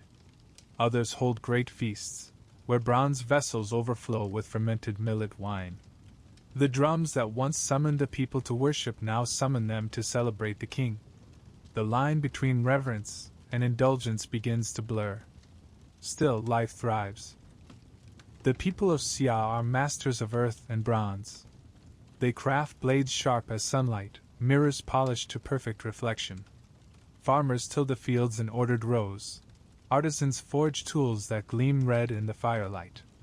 Markets hum with trade, salt, jade, silk, and song. Everywhere, you hear echoes of Yu's lesson, harmony between man and nature. But harmony requires balance, and balance is fragile. In the palace courtyard, a storyteller recites to the young prince, the future heir, how you tamed the flood not by force but by humility. The boy listens, wide-eyed, but when the tale ends, he laughs. If I ruled, he says, I would command the rivers to bow. The elders exchange uneasy glances. In their silence, the first crack in the dynasty's foundation appears. The centuries will remember Xia as both cradle and warning, a kingdom born of wisdom, undone by excess. But you stand with it now, in its living prime, when every dawn feels like promise. The city glows under the setting sun, its towers bright as flame, its people walking in peace along the river banks. Musicians play soft flutes as fishermen cast their nets. Children chase fireflies through the reeds. For a moment, you could almost believe this peace will last forever. Yet far to the east, the sky darkens with unseen storm clouds. The river's voice grows restless again, whispering of change. And among the people, murmurs rise, of rulers grown distant, of taxes too heavy, of hearts forgetting Yu's pledge to serve the land before themselves. You pause on a hill overlooking the capital. The wind stirs the grass, carrying with it the faint echo of a name, Shang. It lingers like thunder beyond the horizon, not yet arrived but already inevitable. Below you, the yellow river gleams in twilight, a molten ribbon threading through the valley. It has seen flood and famine, kings and clay huts, prayers and pride. It remembers Yu's hands, the sweat and blood that carved its path. And as it winds toward the sea, it whispers to itself, as if warning the proud who sleep beside it. The water always returns. You turn from the river, walking once more toward the deepening dusk. Behind you, the towers of Xia flicker in the last light, bright, fragile, eternal for now. Ahead lies a new dawn, one that will burn hotter, brighter, and darker. The earth exhales. The river flows on. And the story, always the river's story, moves forward into its next tide of power, ritual, and fire. Dawn glimmers over the valley like a breath of smoke. The air is still, almost reverent, as though the land itself holds its silence for something sacred. You follow the river again, its waters low and amber under the rising light. Along its banks, banners stir gently in the wind, silken threads painted with clouds, dragons, suns. Their edges shimmer with dew, each droplet catching the sun like a small, burning gem. The world has grown ordered now, measured, solemn. This is the age when ritual becomes the heartbeat of power. The Xia kings sit upon thrones carved of cypress and stone. Their rule is no longer raw, improvised, or wandering. It has settled, like silt after flood, into form and ceremony. From the chaos of water, civilization has learned stillness. But stillness must be maintained. The people of Xia have come to believe that heaven is not silent, merely watchful. It governs through signs, the shape of clouds, the flight of cranes, the tremor of earth before rain. A good king reads those signs, a bad one ignores them. And so, the court of Xia becomes not merely a place of law but of observation. Priests, astronomers, diviners bending over turtle shells, tracing the cracks that form when they are touched by fire. You stand behind them one evening as the ritual unfolds. The hall is dark except for the flicker of oil lamps. The air smells of smoke and resin. At the center lies the shell of a great turtle, polished smooth and inscribed with symbols. The chief diviner kneels before it, his robe trailing like the folds of night. He murmurs a question to the heavens. "Will the river rise this year?" He holds a heated bronze rod above the shell. When it touches, the surface cracks, thin, branching fissures that spread like veins of lightning. The diviner peers closely, his eyes catching the glow. The room holds its breath. "Yes," he says finally. "But only where the embankments have not been honored." A murmur passes through the gathered ministers. The king nods slowly, his face unreadable. He knows what the oracle means. The river will rise where men have grown careless. It is both a warning and a judgment. And so, orders are given. Messengers ride out into the provinces. Laborers are called to repair the channels, to dredge the silt, to fortify the levees. But the work is not only physical. It is moral. In the Xia world, to neglect the river's upkeep is not just poor governance, it is sin. You watch as the ritual repeats in other forms. Offerings of millet and jade poured into fire, songs sung to the four directions, drums struck and rhythms said to mirror the pulse of the earth. Each gesture is exact, each movement steeped in symbolism. To act wrongly, to bow one heartbeat too soon, to place incense in the wrong order, is to risk imbalance. For the Xia believe that heaven's favor rests not on conquest, but on harmony between rule and ritual. The king himself becomes both ruler and priest. When he speaks, his words are both command and prayer. When he walks, his steps are measured to the rhythm of cosmic order. Imagine standing in the great courtyard of the Xia capital at midsummer. The air is heavy with heat and the scent of incense. Hundreds of courtiers line the stone terrace, their robes dyed crimson and gold, their heads bowed low. At the center, on a platform of polished wood, the king raises a bronze cup to the sky. Above, heaven watches. Below, the earth sustains. Between them, we stand. He pours the wine upon the ground. The crowd echoes his words in unison, their voices deep and resonant. It feels less like speech and more like a tide, a single breath shared by thousands. You realize that ritual is not mere pageantry here. It is infrastructure, as essential as the dikes and canals. It binds the people, defines their place in the cosmos, reassures them that the world is not random but woven by pattern. Yet, beneath this symmetry, something human flickers: ambition, pride, fear. The king's power, though clothed in reverence, is absolute. To question his rituals is to question heaven itself. The ministers bow deeper, the priests speak softer, and the peasants till their fields believing the heavens' peace depends on their obedience. The court grows grander with each passing season. Bronze vessels line the altars, their surfaces etched with spirals that mirror the wind's unseen paths. Some are used for wine, others for blood. During the spring rites, the king offers sacrifice, a bull, a boar, sometimes even a prisoner of war. His blade, shaped of gleaming bronze, flashes briefly in the sunlight before descending. The crowd does not flinch. They believe that through blood, the cycle of life is renewed. Life for life. The priests chant. Harmony through balance. The smell of iron and incense mingles, sharp and sweet. You stand at the edge of the ceremony, uneasy yet awed. There is no cruelty here, only conviction. In this world, sacrifice is not death, it is dialogue. The people offer the only thing that equals the river's power, their own vitality.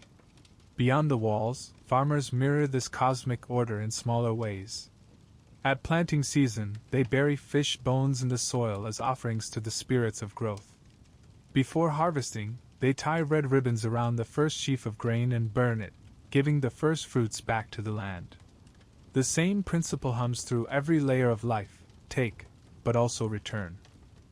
At night, in the flicker of the hearth, the old speak of you and the great flood, of how he taught the world to listen.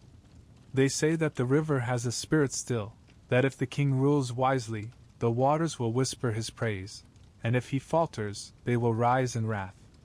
One evening, a storm sweeps through the capital. The rain falls not as fury but as steady grace, soaking the fields, filling the wells. The people gather under their eaves, murmuring thanks to heaven. But in the palace, the king paces the hall.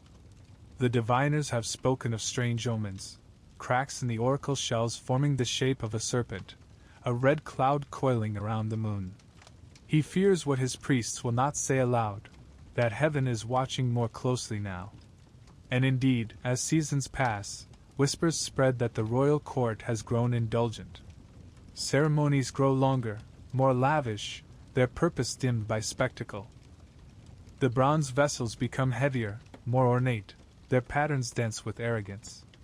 Where once they poured offerings to heaven, now they toast each other.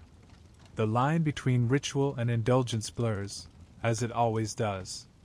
You see it in the courtiers' eyes during the next festival, how they bow with perfect precision, yet their thoughts drift toward the feast to come. You see it in the king's hands as he lifts the offering bowl, steady, yes, but his gaze lingers not on heaven, but on the reflection of his own face in the polished bronze. And somewhere in the distance, thunder murmurs, not loud, not yet, but persistent, like a reminder. Still, the rituals continue. They must. The Xia world depends on their rhythm. Each morning, the priests strike the temple drum exactly 12 times to greet the sun. Each dusk, the court musicians play the Psalm of Returning Light, a melody said to calm the stars. Even when the king grows ill, the ceremonies proceed. The people believe that if the rhythm falters, heaven might withdraw its light altogether. But heaven is patient, and its judgments are slow. You wander through the countryside in these final days of Xia's glory. The harvests are good, the canals glitter under the sun. Children play among the reeds, their laughter carrying across the fields. Yet there is something brittle beneath the calm, an unspoken tension, like the pause between drumbeats. The priests read new omens in the cracks of the oracle shells. They see shapes of fire. They see a new symbol rising in the east. The old balance trembles.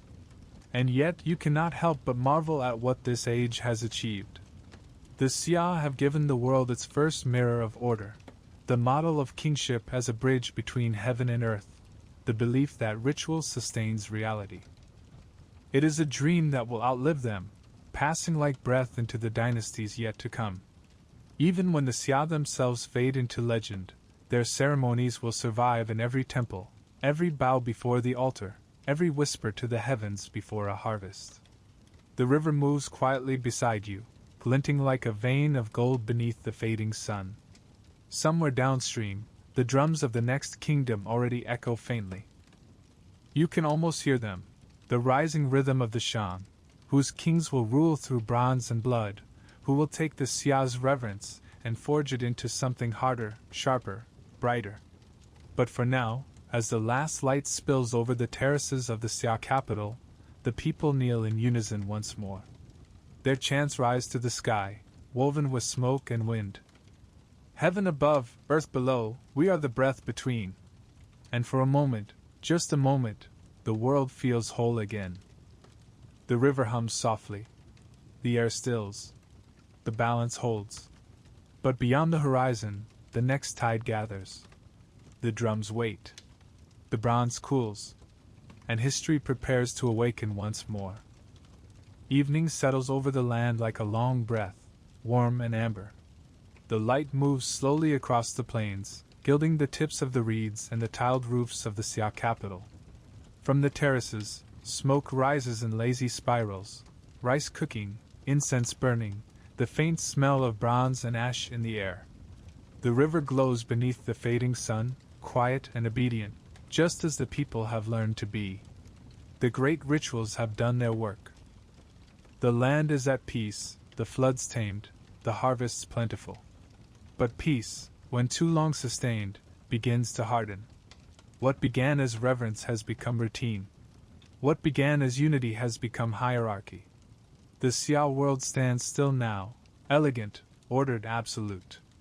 You walk through its streets as dusk deepens. Everything moves with rhythm. The market closes at the same hour each day. Bells ring from the palace walls to mark the changing of the watches. Even the animals seem to understand the pattern. Oxen returning to their pens, dogs curling beneath the carts. The sound of human life hums like a single chord, practiced and perfect. Yet, beneath that harmony, a low tension stirs, like a river under ice. At the edge of the city, you see a row of men kneeling in the dust, heads bowed. Their backs are bare, streaked with mud. A magistrate stands before them with a rod of polished bamboo. He recites their crimes, neglecting their labor duties, hoarding grain, speaking out of turn. His voice is clear, precise, without cruelty but also without doubt.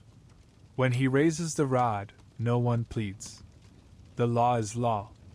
The strokes fall in rhythm, the sound sharp and hollow in the still air. Justice in Xia is swift, mathematical, and impersonal. The people have learned that obedience is safety. To speak against order is to court the same chaos their ancestors once drowned in. And so, they obey, not out of fear alone, but from a kind of sacred trust, that the structure of their world must not be disturbed.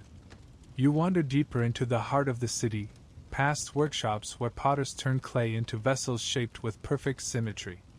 The air inside is hot, thick with the smell of dust and smoke.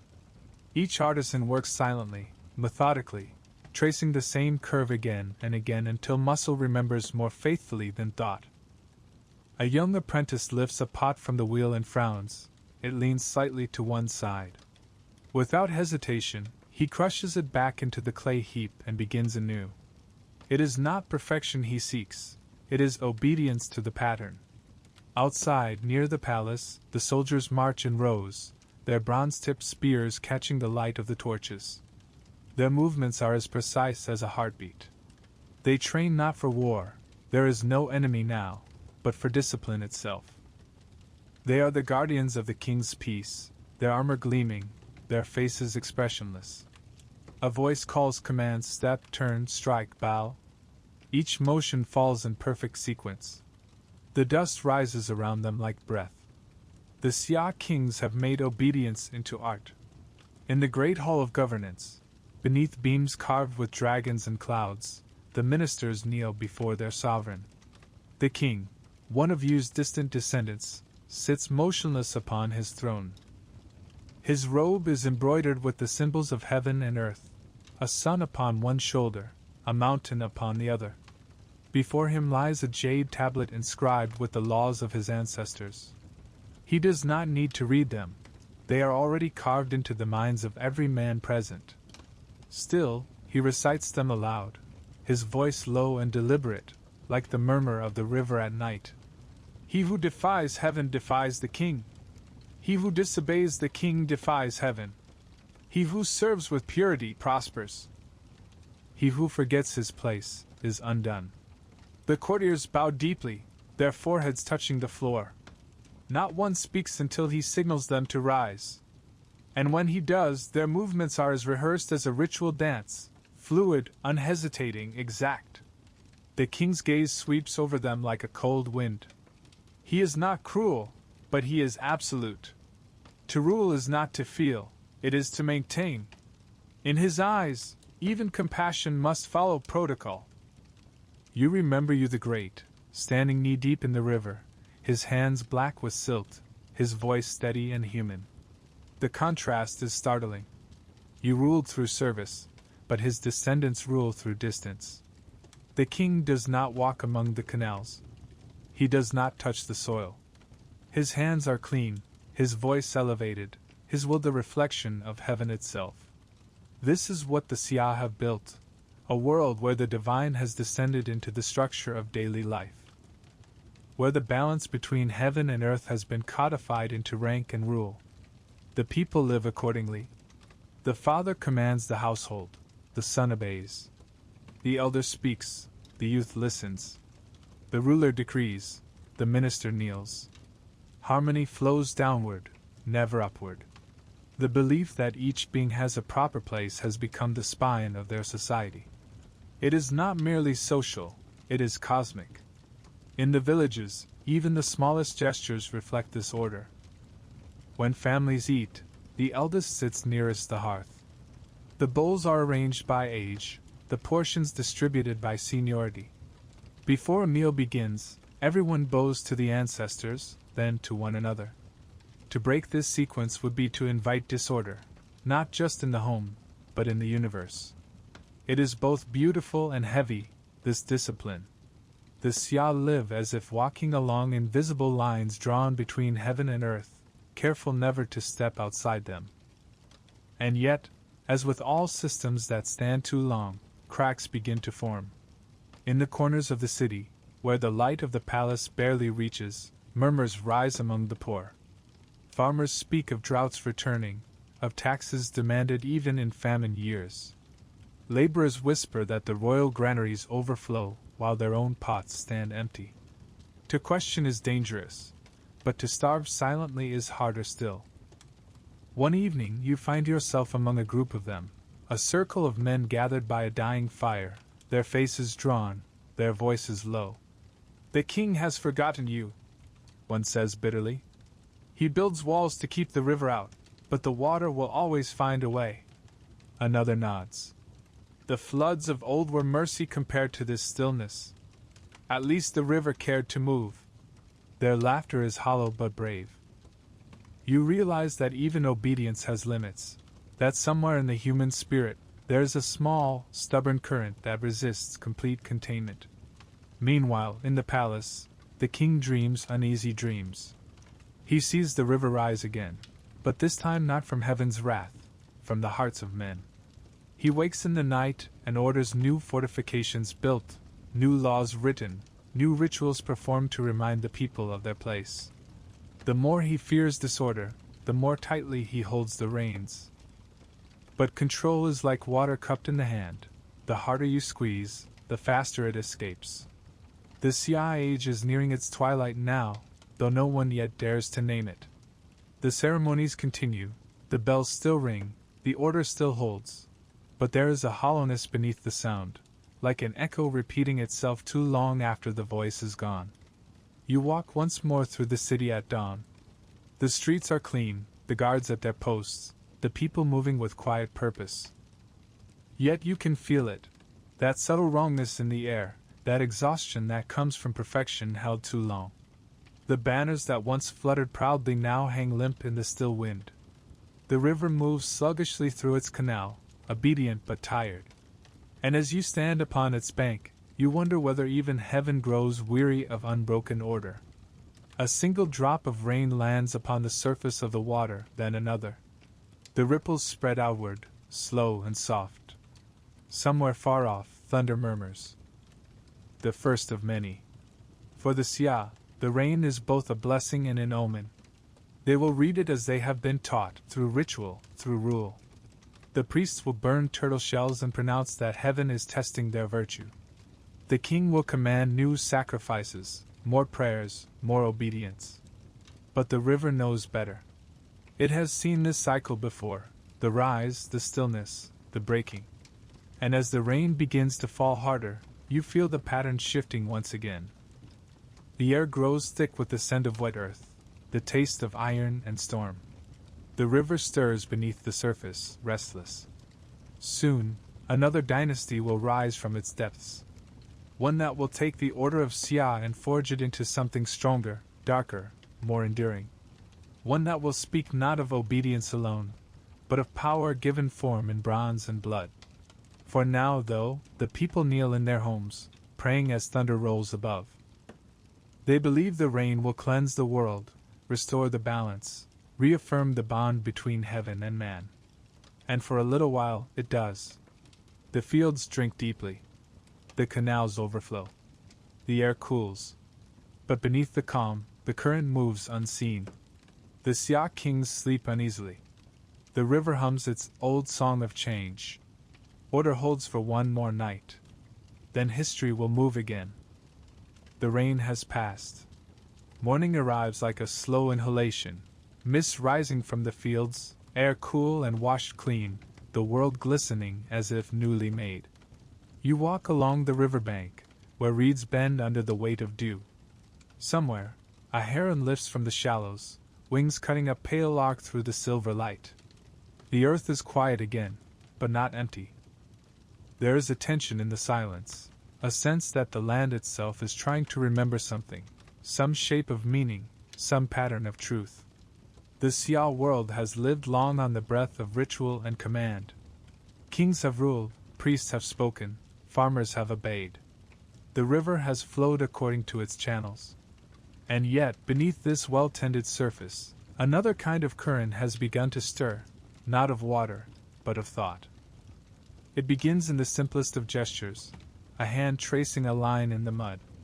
You see him, a scribe, or perhaps only a priest, kneeling beside a fire in the courtyard of the temple. The morning light catches the smoke rising in slow spirals above him. In his hands, a flat piece of bone, shoulder blade of an ox, cleaned and polished to a pale sheen. His fingers are steady, his eyes intent. With a sharp stone, he begins to carve. Each stroke is deliberate, almost reverent. The symbols are small, angular, alive with rhythm. They do not yet form words as you would know them, but they carry weight. They are questions. The priest lifts the bone to the fire, heating it until it cracks. Thin lines split across its surface, spiderwebbing outward from the point of flame. The sound is soft, almost like a whisper. He leans close, studying the pattern. Then, in a voice quiet but sure, he speaks. The king asks, "Will the harvest be good?" He traces the cracks again with soot and ash, reading them like the flow of a river. "Yes," he says finally, and sets the bone aside among dozens of others, each one bearing the record of a question answered by the heavens. This is where writing begins, not as poetry, not as record, but as conversation between the mortal and the divine. At first, the symbols are crude, simple marks of inquiry, signs of rain, grain, or sickness. But over time, the lines become sharper, more refined. The scribes begin to notice how the same mark can carry different meanings depending on where it's placed, how it's joined, how deep it's carved.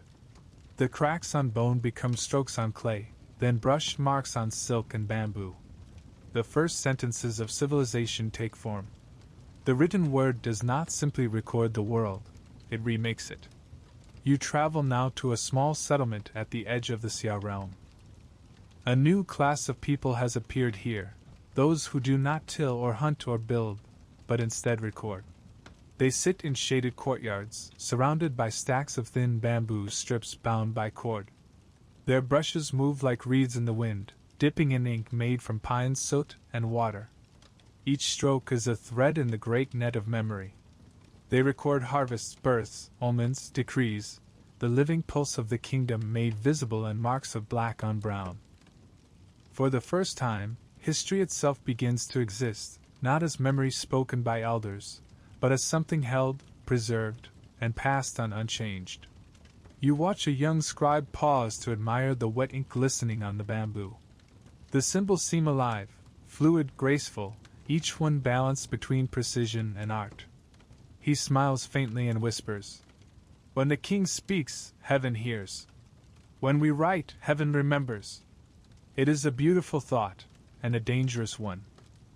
For to write is to fix what was once fluid, what once belonged to memory and voice, to shifting story and communal truth, now belongs to the page. And what is written can be ruled. In the palace, the king's ministers understand this well. They begin to use writing to codify order, to make law as permanent as stone. No longer must the people remember the commands of heaven through priestly chant or ceremony. They can be read, copied, obeyed word for word. The king's scribes sit in narrow chambers lined with bronze lamps. The light trembles over their hands as they carve laws onto bamboo and bone. The tax of the river province, one inscription reads, shall be measured by the yield of the millet. Another decrees, let no man build higher walls than the king's granary. Each word is deliberate, precise, final. Once carved, the words belong not to the speaker, but to the ages. You see the transformation happen quietly, almost imperceptibly. The king's commands travel farther than his voice could ever reach, carried by messengers on horseback, their satchels filled with bamboo slips wrapped in silk. Villages hundreds of miles apart begin to speak with the same tongue, follow the same decrees, bow to the same unseen order. The kingdom stretches not by conquest of land, but by conquest of meaning. Still, writing is not yet common. It is sacred, reserved for kings, priests, and scribes. To hold a brush is to touch the divine, to wield the same creative power that shaped heaven and earth. The people bow when they see a scribe at work, for his lines are believed to echo the breath of the gods. In the temple, this reverence becomes ritual. Each morning, the chief scribe burns incense before beginning his writing. He dips his brush into the ink and offers the first drop to the air. For heaven, he whispers. The next stroke, he draws on the page. For the earth. The third, he places at the center. For those who walk between. You can feel it, the birth of consciousness expanding, of abstraction becoming devotion. The written word is no longer just a tool, it is a mirror. Through it, the people begin to see themselves as part of something larger, continuous, eternal. And yet, there is another side to it, a quieter one, hidden in the corners of the palace archives. One evening, you follow a boy apprentice sent to fetch an old record from the vaults. He carries a small oil lamp, its flame flickering as he descends the stone steps.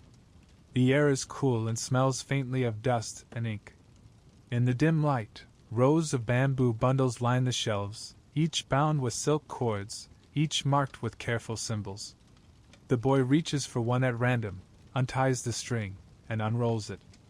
The ink is faded, but the marks are clear, a record of the year's offerings to the ancestors, written long before his birth. He reads aloud softly, stumbling over the strokes. The words are simple, direct, almost tender.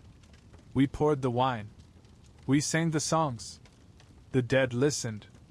For a moment he smiles, because the past feels close, because the dead are no longer silent.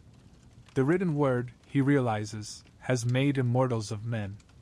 Outside, the night hums with insects and the faint murmur of the river. The moon rises, pale and perfect, over the rooftops of the Xia city. Somewhere in the palace, the king sleeps surrounded by tablets of law and ceremony. Somewhere in the villages, children scratch their first lines in the dust, imitating the marks they have seen priests make. And somewhere, beneath all of it, the river moves in its slow, eternal current, carrying memory like silt. The world has learned to speak to itself through signs and strokes, to whisper across centuries. The bone crack and ink line have become the bridge between heaven's will and human thought. But writing, like the river, will change those who depend upon it. The Xia may not yet understand that what is preserved is also bound, that to capture the divine in symbols is to risk losing the living voice of wonder that first called it forth. Still, as the dawn light returns, you cannot help but marvel. The first words, etched, burned, brushed, glimmer faintly in the air, the beginning of a memory that will never fade. They speak not only to gods or kings, but to every heart that yearns to leave a trace, to say I was here. I saw. I remembered. The ink dries. The scribe exhales. The word, once spoken, has become eternal. And from these bones and brushstrokes, the next chapter of civilization will rise, one of faith, of lineage, of the silent conversation between the living and the dead. The river murmurs softly through the fields, its voice now half water, half language. And you follow its current onward, toward the realm of spirits and offerings, where the written word becomes prayer. The river moves quietly now, its surface smooth as polished bronze beneath the morning light. Mist drifts above it like breath, curling through the reeds, carrying with it the scent of wet soil and ash. You follow its bend until the land rises gently into terraces, where villages rest under the shelter of cypress and pine. Smoke rises in thin, straight lines from their hearths. The world feels settled, calm, but beneath that calm lies a pulse you can almost hear, a heartbeat that belongs not to the living, but to the dead. The people of Xia have learned to live with the river, to measure the stars, to record the will of heaven in carved bone and ink. But there is another current that runs deeper than all of these, a thread binding the present to what has already passed. In this land, memory is not merely recollection, it is worship.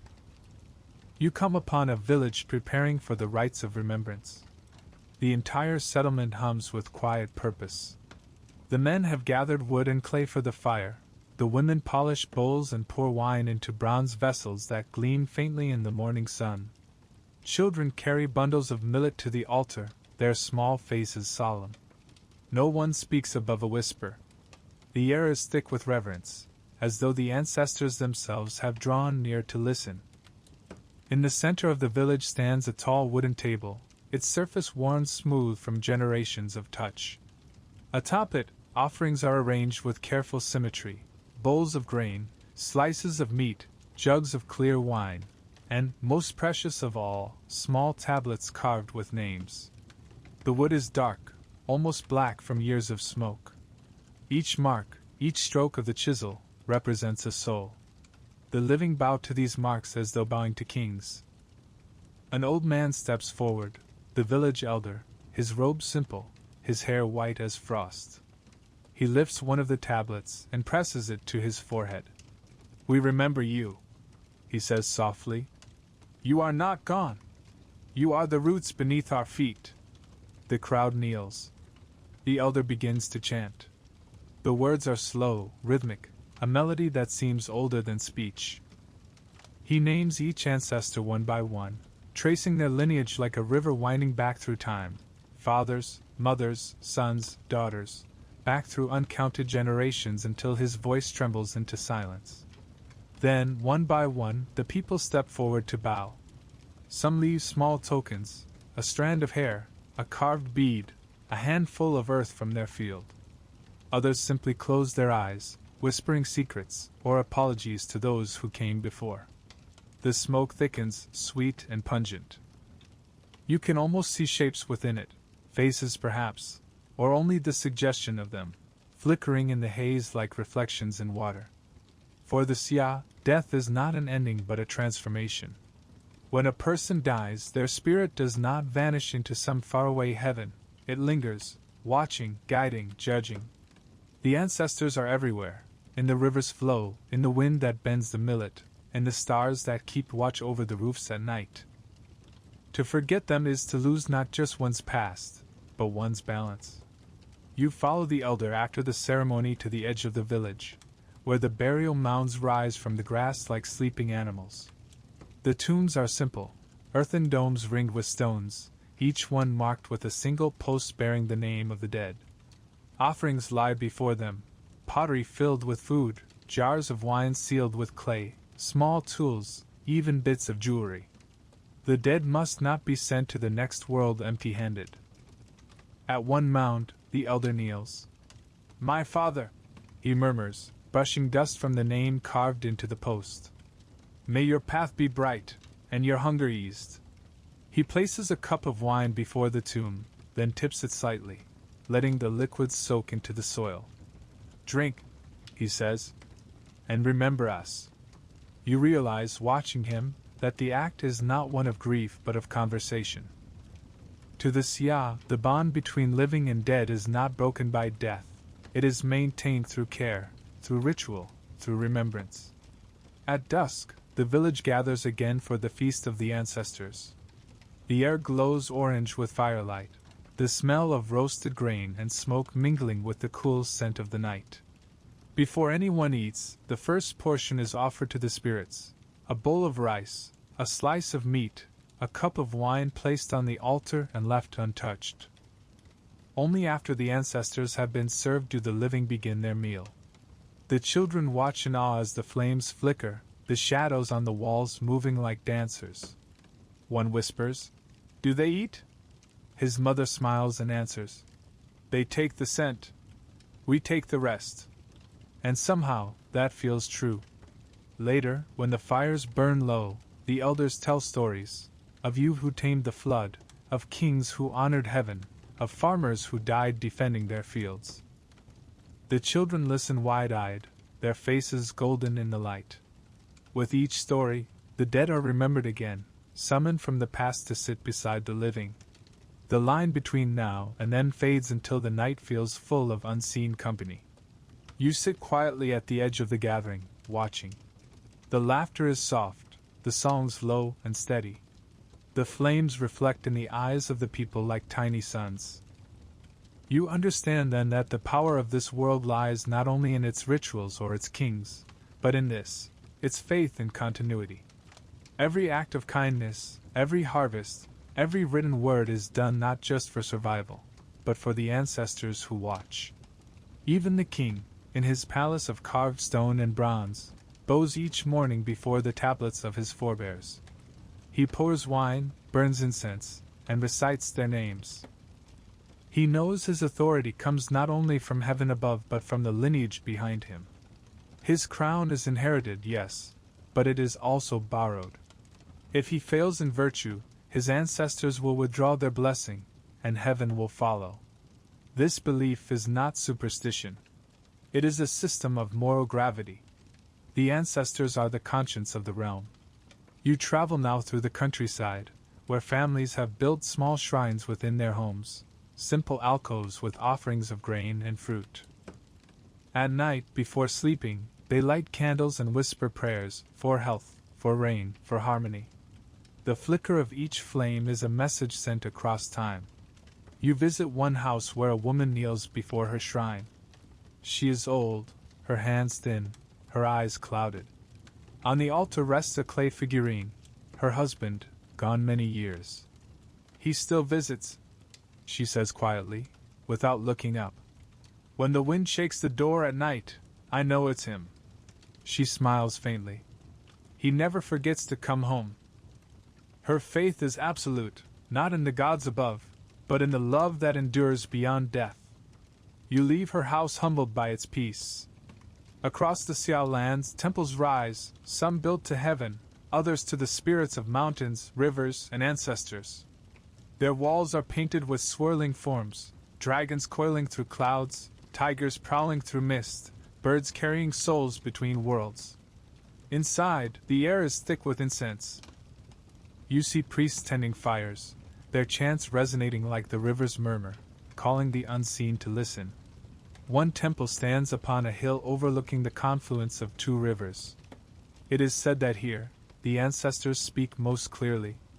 The priests have carved the walls with ancient symbols, spirals for life, circles for death, lines for the path that connects them. In the center burns an eternal flame, fed by oil drawn from the earth. You kneel before it, feeling its heat upon your face. The air trembles with unseen presence. For a moment you think you hear voices, not loud, but countless, like the whisper of reeds in the wind. It is the sound of memory itself, speaking in the only language it knows, continuity. The Xia people have built a bridge that no flood can wash away, a bridge of remembrance stretching from past to future, held firm by faith. And through that bridge, every life, no matter how small, becomes eternal. As you descend the hill, the evening sky opens wide, filled with stars. You realize each one could be an ancestor's lantern, glowing softly above the world they left behind. The river below gleams with their reflections. The living and the dead share the same light. The air cools. Somewhere in the distance, a drum sounds, the slow, steady beat of another ceremony beginning. The people will gather again, as they always have, to feed their dead and to be fed in turn by memory. The circle continues unbroken. You pause on the bank, watching your reflection tremble in the current. For a fleeting instant, another face appears beside yours, a faint echo, familiar yet unknowable. Perhaps it is only the play of water. Perhaps not. The night deepens. The fires burn low. The ancestors, satisfied, return to their rest. But their presence lingers, in the smoke, in the soil, in the hearts of those who remember. And as the wind stirs the reeds, carrying the scent of incense and river mist, you follow that fragrance onward deeper into the flow of time, toward the next dawn, the next age, the next kingdom that will rise upon the bones of the old. The river murmurs softly behind you, its voice like a blessing. Nothing truly dies that is remembered. The river does not forget.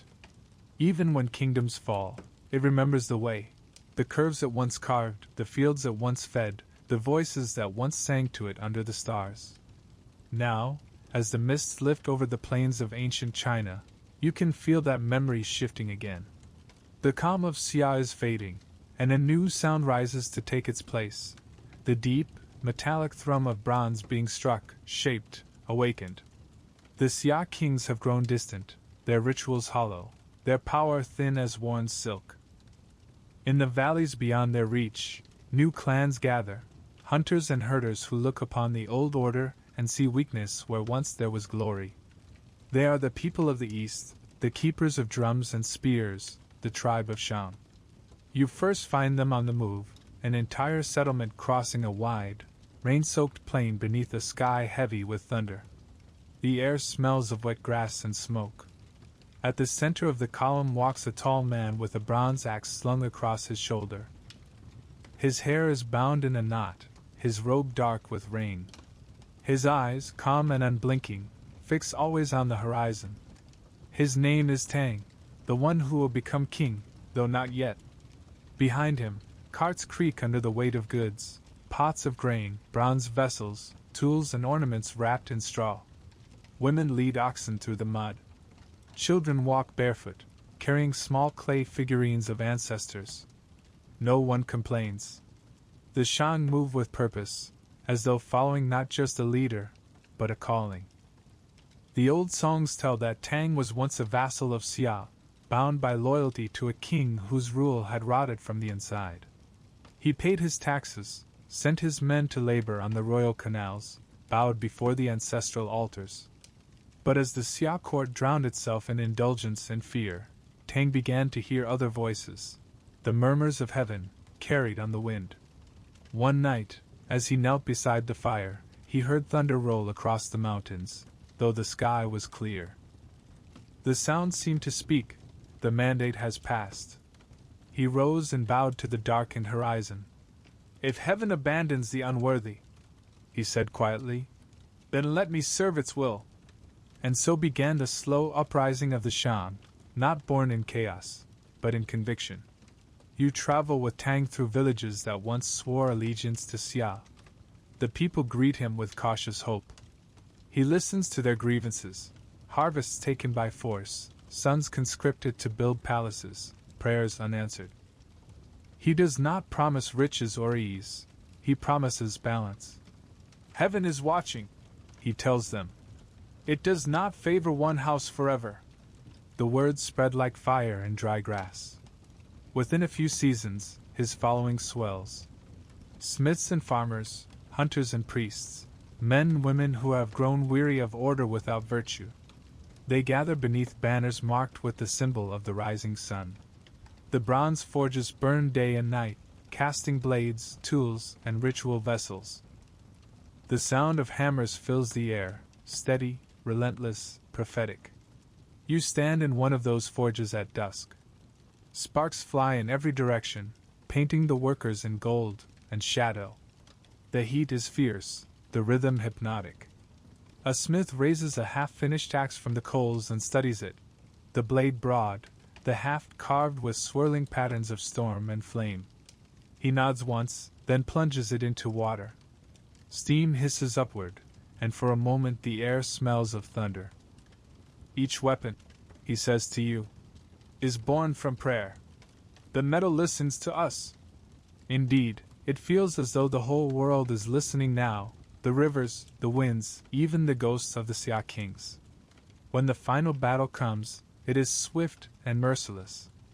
The Xia ruler, known to history only as Xia, has built a palace so vast it casts a shadow over the river itself.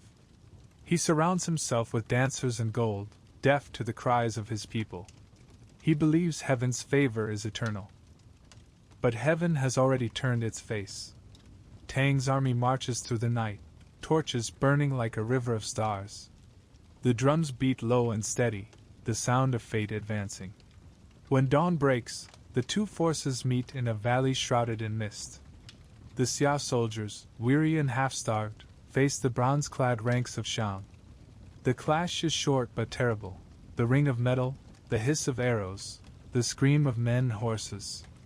When the mist lifts, it is Tang who stands upon the field. He does not raise his sword in triumph. He kneels, pressing his hand into the wet earth. Heaven does not delight in blood, he murmurs. Let this be the last war of chaos. The survivors of Xia lay down their arms. The banners of the old dynasty fall. And from the ashes of its ruin, the Shang ascend. You enter their new capital as it rises, built not of wood and clay, but of rammed earth and bronze. Its walls curve like the horizon, its gates adorned with the faces of dragons and tigers. The streets are wide and straight, leading always toward the great temple at the city's heart. From its roof, the scent of incense drifts skyward in pale blue ribbons. At dawn, you watch Tang ascend the temple steps. He wears a robe the color of storm clouds, and on his head, a simple crown of carved jade. Before him burn 3 great fires, one for heaven, one for earth, one for the ancestors. He bows to each in turn. Heaven above, he says, gave the river its course. Earth below gave us its yield. Between them stand the people, who must live by balance. I, their king, am only the bridge. His voice carries across the courtyard, through the rows of kneeling courtiers and soldiers, across the city still damp from morning rain. In that moment you feel the birth of something vast, a dynasty built not just on conquest, but on the promise of harmony restored. The Shang will keep that promise for a time. Under their rule, the land blooms again. Canals are repaired, granaries filled. Bronze, once a weapon of rebellion, becomes the heart of ceremony and art. The forges no longer ring for war, but for worship. Craftsmen cast cauldrons adorned with spirals and animal forms. Dragons coiled around clouds, owls with outstretched wings, tigers frozen mid-pounce. These are not mere decorations. They are prayers made solid, the world's forces captured in gleaming metal. Each vessel has a purpose. Some hold wine for offerings, others cradle the blood of sacrifice. When the king prays for rain, he pours from a bronze cup shaped like thunder. When he seeks victory, he burns incense in a basin etched with the sun. Through bronze, the Shang have given form to the unseen. You visit one such ceremony at dusk. The courtyard is vast, lit by hundreds of torches. The air is thick with the scent of wine, smoke, and anticipation. The king stands before the altar, flanked by his priests. At his feet lies an ox, its hide black and gleaming. The drums begin, slow, heavy, echoing like the heart of the earth. When the blade falls, it is quick, The blood flows into the bronze basin, steam rising as it meets the heat of the fire. The priests chant, their voices weaving through the rhythm of the drums.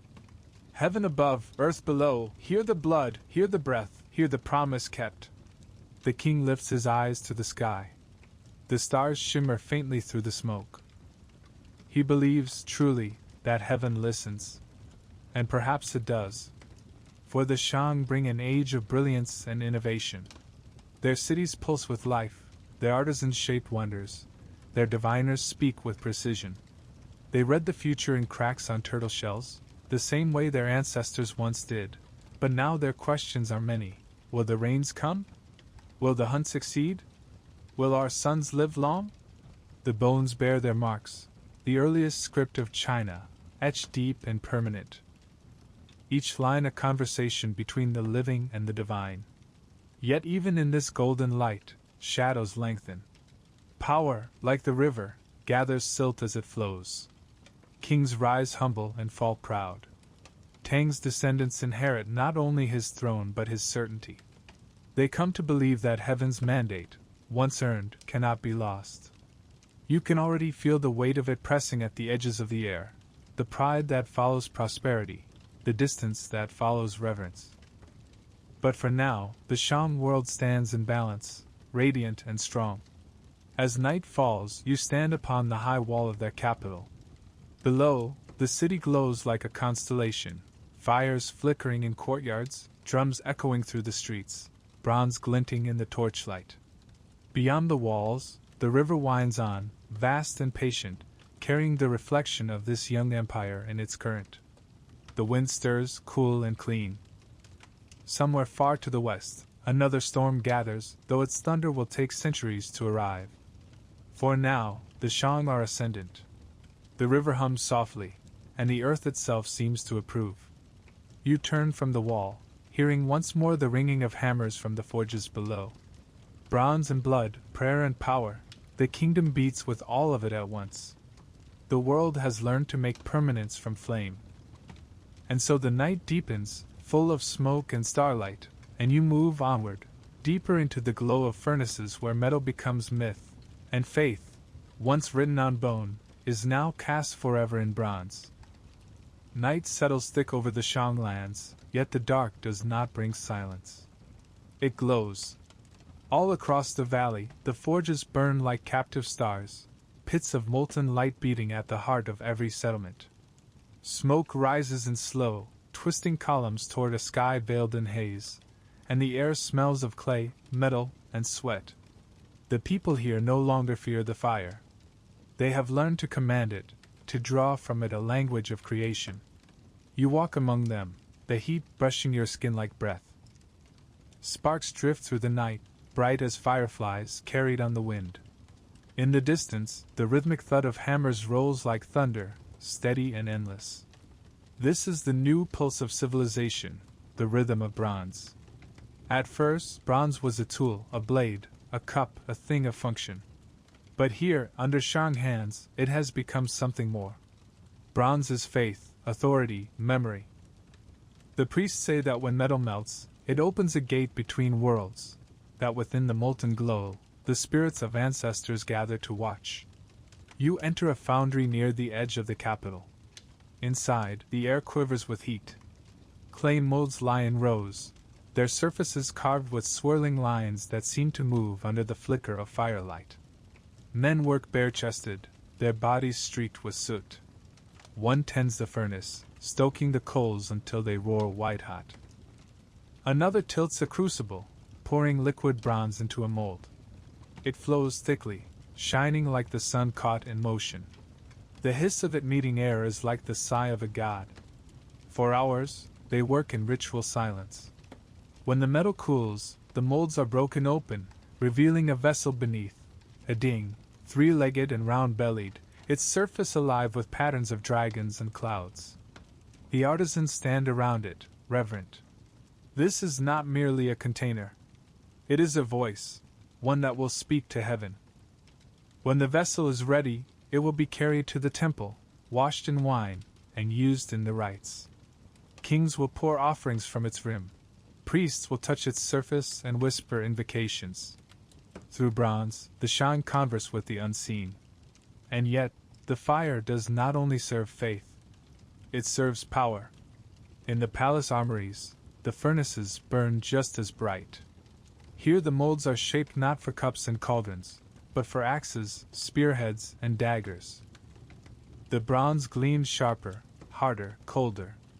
The weapons are etched with symbols of the king's clan, dragons with open jaws, serpents swallowing their tails. A commander lifts a newly cast blade, testing its weight. "Fire is loyal only to the one who feeds it," he says, his voice low. "So is heaven." He smiles faintly and slides the weapon into its sheath. You can sense the change in the air. The Shang have discovered permanence, but with it, they have discovered dominion. Their mastery of bronze is unmatched, their armies disciplined, their rituals precise. But fire does not know balance. It consumes, and the hands that wield it often burn. Still, in these years, the Shan world burns beautifully. The capital of Yin, vast and radiant, hums with both industry and devotion. Streets paved with rammed earth stretch between workshops, temples, and palaces. Drums beat in the distance, marking the rhythm of the king's decrees. The people believe their ruler to be not merely a man but the living bridge between heaven and earth. His word, like fire, can both create and destroy. You stand within his great hall one evening as the king presides over the rite of renewal. The air is heavy with incense. At the far end of the chamber, an enormous bronze cauldron glows in the firelight, its sides carved with spirals that seem to twist and breathe. The king, robed in crimson silk, approaches it. Behind him, servants carry baskets of grain and wine. He kneels, pours the offerings into the vessel, and bows low. "Heaven above," he says, voice deep and clear, "receive our fire and return to us your light." The priests echo his words. The flames flare high, painting the roof beams in gold. For a moment, the hall seems suspended between worlds, the living and the dead mingling in the shimmer of heat. Afterward, the ashes from the fire are scattered into the river, carried downstream to feed the fields. The people believe the water will carry heaven's blessing into the soil. In this way, the circle of bronze and fire never ends. What is offered in smoke returns in rain. But beyond these rituals of beauty and balance, the world grows darker. Each year, the kings demand more from their people, more bronze, more labor, more sacrifice. The forges never cool. Villages send their sons to mine the mountains for ore, their daughters to weave silk for the court. The air itself seems weighted by the hunger of the empire. You hear whispers in the streets of strange new ceremonies, ones not performed for blessing, but for control. Prisoners of war led to the temples at midnight, their throats cut so their blood might anoint the altar. Infants buried beneath the foundations of new palaces, offered to ensure strength and stability. To the kings, these acts are not cruelty, they are necessity, part of the sacred exchange between ruler and heaven. The line between devotion and domination blurs until it vanishes entirely. Still, the bronze vessels remain beautiful. Their surfaces tell the story the kings wish the world to believe: order, prosperity, divine favor. Dragons curl around their sides, eyes gleaming in patterns of light.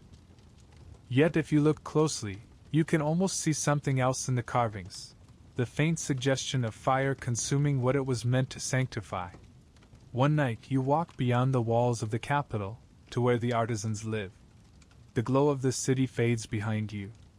In a small hut near the river, an old bronze worker sits beside his furnace, its coals dying low. His hands are black with soot, his eyes bright. When you greet him, he nods, then gestures to the fire. "Do you know why the gods love bronze?" he asks. You shake your head. "Because it remembers," he says. "Stone forgets. Wood burns away. But bronze keeps the shape you give it, long after the hand that made it has turned to dust." He stirs the coals gently, the sparks swirling upward. "Every vessel carries the touch of its maker.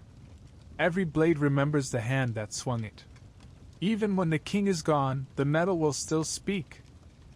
You think of the countless bronze artifacts across the Shang lands, the cauldrons, the bells, the axes, and realize he is right. The Shang have created not only an empire of fire, but an echo that will never die. The old man smiles faintly. But remember this, he adds, voice barely above a whisper. Fire remembers too. The next day, you return to the capital. The city roars with life. Drums beat, horns sound, the air quakes with ceremony. The king has declared a great offering, one that will outshine all before it. The courtyards are filled with smoke and chanting. The bronze vessels are polished until they gleam like mirrors. As the ritual begins, the king raises his hands to the heavens. The people kneel. The fire rises higher, licking at the darkening sky. And then, for just a moment, the wind shifts. The smoke billows back toward the palace, curling around the banners, obscuring the stars. The torches gutter. Somewhere deep in the forge district, a spark leaps where it should not. A sudden flame catches in the dry thatch. No one notices at first. But the fire, once born, does what it has always done. It remembers only how to consume. The blaze spreads along the lower quarter of the city. Sparks rise like a storm of gold. The drums falter, the priests cry out, the people scatter. The king turns from his altar and sees the horizon itself aflame. You watch from the riverbank as the fire reflects upon the water, a second sky of molten red.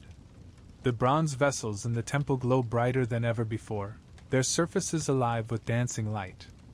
They do not melt, they endure, as if mocking the fragility of everything else. The storm passes by dawn. The city still stands, but black and scarred. The air smells of ash and iron. The king, shaken, orders new forges built before the old ones have cooled. The fire purifies, he says, though his eyes betray unease. And so the cycle continues, creation and destruction, faith and fear, all bound in the same molten breath. The Shang have mastered bronze and fire, but perhaps it is the fire that has mastered them. As the sun rises over the smoke-hazed city, you stand once more by the river.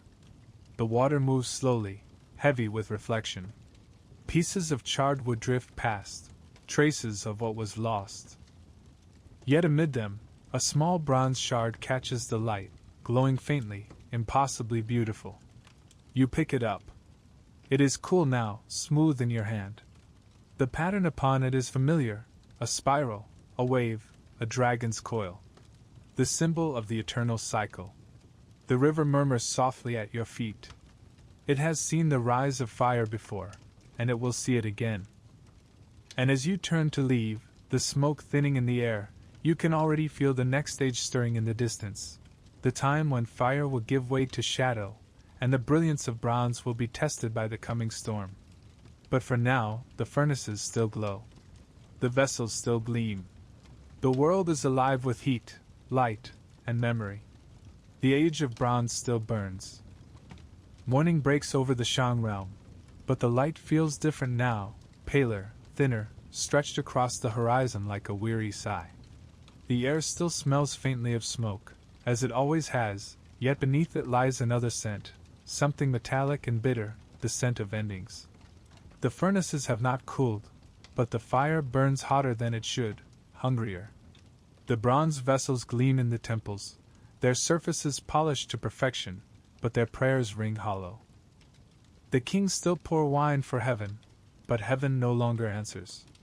You can feel it, the shift, slow at first, like a river turning in its bed.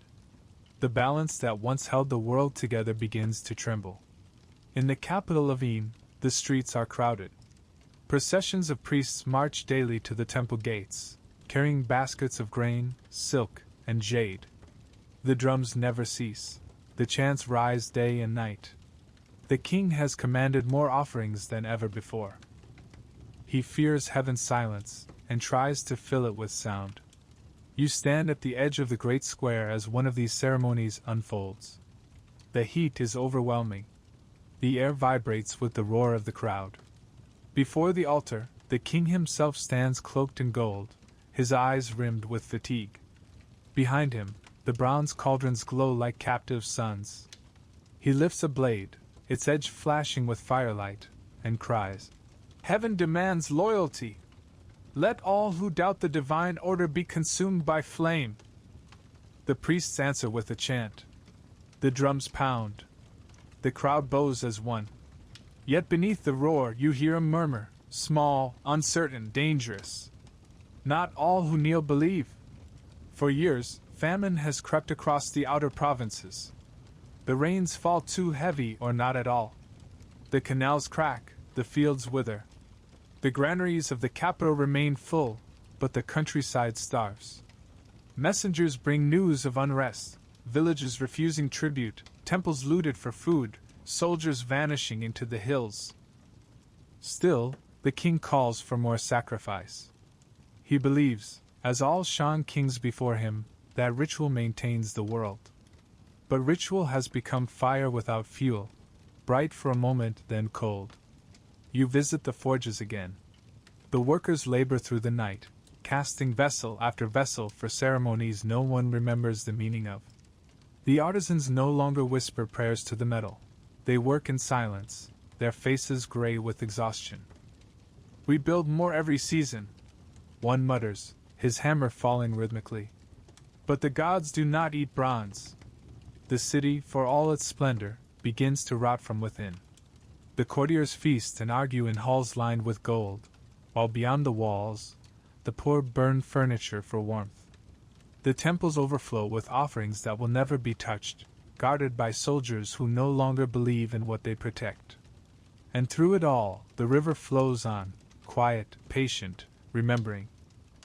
One night, you stand upon its bank and watch the reflection of the capital shimmer on its surface. The lights of 1,000 torches waver there, distorted by the current. It looks almost like a city drowning in its own glow. Then, from far downstream, a new sound rises, drums. Not the ritual drums of the Shang, but another rhythm, deeper, sharper, alive. It comes from the plains beyond the mountains, from the people the Shang once called barbarians. The Zhou. They have watched from the shadows for generations, learning, waiting. Now, as the Shang weaken, they move like a tide. Their banners bear not the spirals of dragons but the symbol of heavens will renewed. A circle split by a single line, light and dark, balance restored. Word of their advance reaches the capital with the autumn winds. The king refuses to believe it. He calls it rebellion, sacrilege. He orders new sacrifices, more prayers, more fire. "Heaven will defend us," he declares. "We are its chosen." But heaven is already whispering elsewhere. You travel with a small caravan fleeing the outskirts of Ying. The roads are littered with the remnants of empire, shattered pots, broken tools, charred timbers. Villages lie empty. Those who remain speak softly of omens, strange lights in the sky, voices in the wind, the river turning red after rain. At night you see distant fires, too many to be the work of farmers. The Zhou are coming. When they reach the capital, the battle is swift. The city, once thought invincible, cannot withstand the weight of its own decay. Gates crumble, soldiers surrender, priests flee their temples. The bronze vessels, the pride of the dynasty, are seized, melted, or carried away as trophies. You stand on a hill overlooking the city as the flames rise. The sky burns orange, and the smoke stretches for miles. The river reflects the firelight, turning molten gold. Somewhere within that inferno, the last Shang king, Zhou of Shang, they will call him, climbs the steps of his palace. He carries no weapon now, only a torch. They say he sets his throne aflame with his own hand, choosing death over submission. Others say he laughs as the fire engulfs him, declaring that if heaven will not have him, the earth shall. The truth, perhaps, is simpler. The fire was always coming, whether he willed it or not. You watch the palace collapse, its great beams crashing into the heart of the city. The roar is deafening, the heat immense. The air tastes of ash and endings. And yet, amid the destruction, the bronze still glows, undying, defiant. Even as walls fall and flesh turns to smoke, the vessels endure, their patterns still visible through the flames. The river catches the falling embers and carries them away. Downstream, the light flickers, dims, and finally fades into dawn. When the smoke clears, the Zhou banners rise where the dragon standards once flew. Their priests proclaim a new truth, the mandate of heaven. They say heaven does not belong to one dynasty alone. It flows, like the river, to those who rule with virtue. If a ruler becomes cruel, heaven withdraws its favor and grants it to another. And so, from the ashes of the Shang, a new idea is born, that power is not divine inheritance, but moral stewardship. The age of eternal kingship has ended. The age of moral order has begun. You walk through the ruins of Yin in the days after its fall. The air is quiet except for the sound of wind moving through broken halls. The once grand cauldrons lie toppled, their bronze surfaces blackened but intact. You run your hand across one, its carvings rough beneath the soot. The pattern of dragons remains. They have survived every flame. And in that moment you understand, this is what endures. Not the kings, not their courts or armies, but the symbols they cast into the world, the things forged in fire, carrying memory forward. The river will remember their glow long after their names are dust. As you leave the ruins, the dawn spreads wide across the plain. The horizon shimmers with the smoke of 1,000 fires, some dying, some newly lit. The air smells again of earth and promise. Far in the distance, you see the Zhou armies rebuilding what was destroyed, laying new foundations, raising new altars, drawing new maps of heaven's will. Yet even they pause at the river, gazing into its current as if listening for the voices of those who came before. The flames of the Shang still dance in the water's reflection. You follow that light one last time, walking beside the current as it winds through ash and mud toward the open plains. The river murmurs, soft and low, its tone neither mourning nor triumphant. It has seen too much to favor one side. It knows that every fire feeds the next dawn. And as the wind rises, carrying the smell of smoke toward the mountains, you whisper a final thought to the fading city. Nothing truly ends in flame. It only begins again in light. The river gleams once more, gold over gray, and carries you onward, toward the next horizon. The fires have gone. What remains is silence, vast, cleansing, tender as the hush that follows thunder. Smoke drifts like faded breath over the plains where the Shang once ruled, its last traces dissolving into a dawn that feels both ancient and new. The air smells of wet soil, of rain, of beginnings. The earth, charred and blackened, already stirs with green. From the ruins, shoots of grass push through the ash. You stand on a low hill above the river. It flows steadily, unbothered by the rise and fall of kings. The same current that once carried the silt of Yu's canals now carries the ashes of the Shang. It murmurs softly, as if speaking to itself, again, again, again. The world has changed, yet its rhythm endures. From the west come the Zhou, their banners white against the morning light. They do not shout their triumph. They move with the solemnity of men who know what it costs to inherit a fallen world. They walk the same riverbanks where the Xia built altars, where you carved channels, where the Shang raised their bronze. They know the pattern by heart. But they bring something new, an idea born not from fire, but from reflection. You hear it first from their priests, in quiet tones whispered to the new king. Heaven does not belong to blood alone. It watches, it judges, it shifts. They call it the mandate of heaven, taming. A law written not on clay or bronze, but in the breath of the wind and the pulse of the stars. If a ruler governs with virtue, heaven aligns with him. If he governs in arrogance or cruelty, heaven withdraws. Floods rise, harvests fail, rebellion brews. The river itself becomes the mouthpiece of justice. It is a revelation and a reconciliation. For the first time, the divine and the mortal are seen as partners, not opposites. The king is no longer a god on earth, but a servant of heaven's balance. You walk through the Zhou camp as dawn burns gold on their banners. The people are rebuilding the world. Men dig trenches for irrigation, women press clay into bricks. Children carry baskets of grain to plant anew. There is exhaustion, yes, but also peace. Every action feels deliberate, measured, aligned with something unseen yet deeply felt. At the center of the camp, the new king stands before an altar of unpolished stone. No bronze, no blood.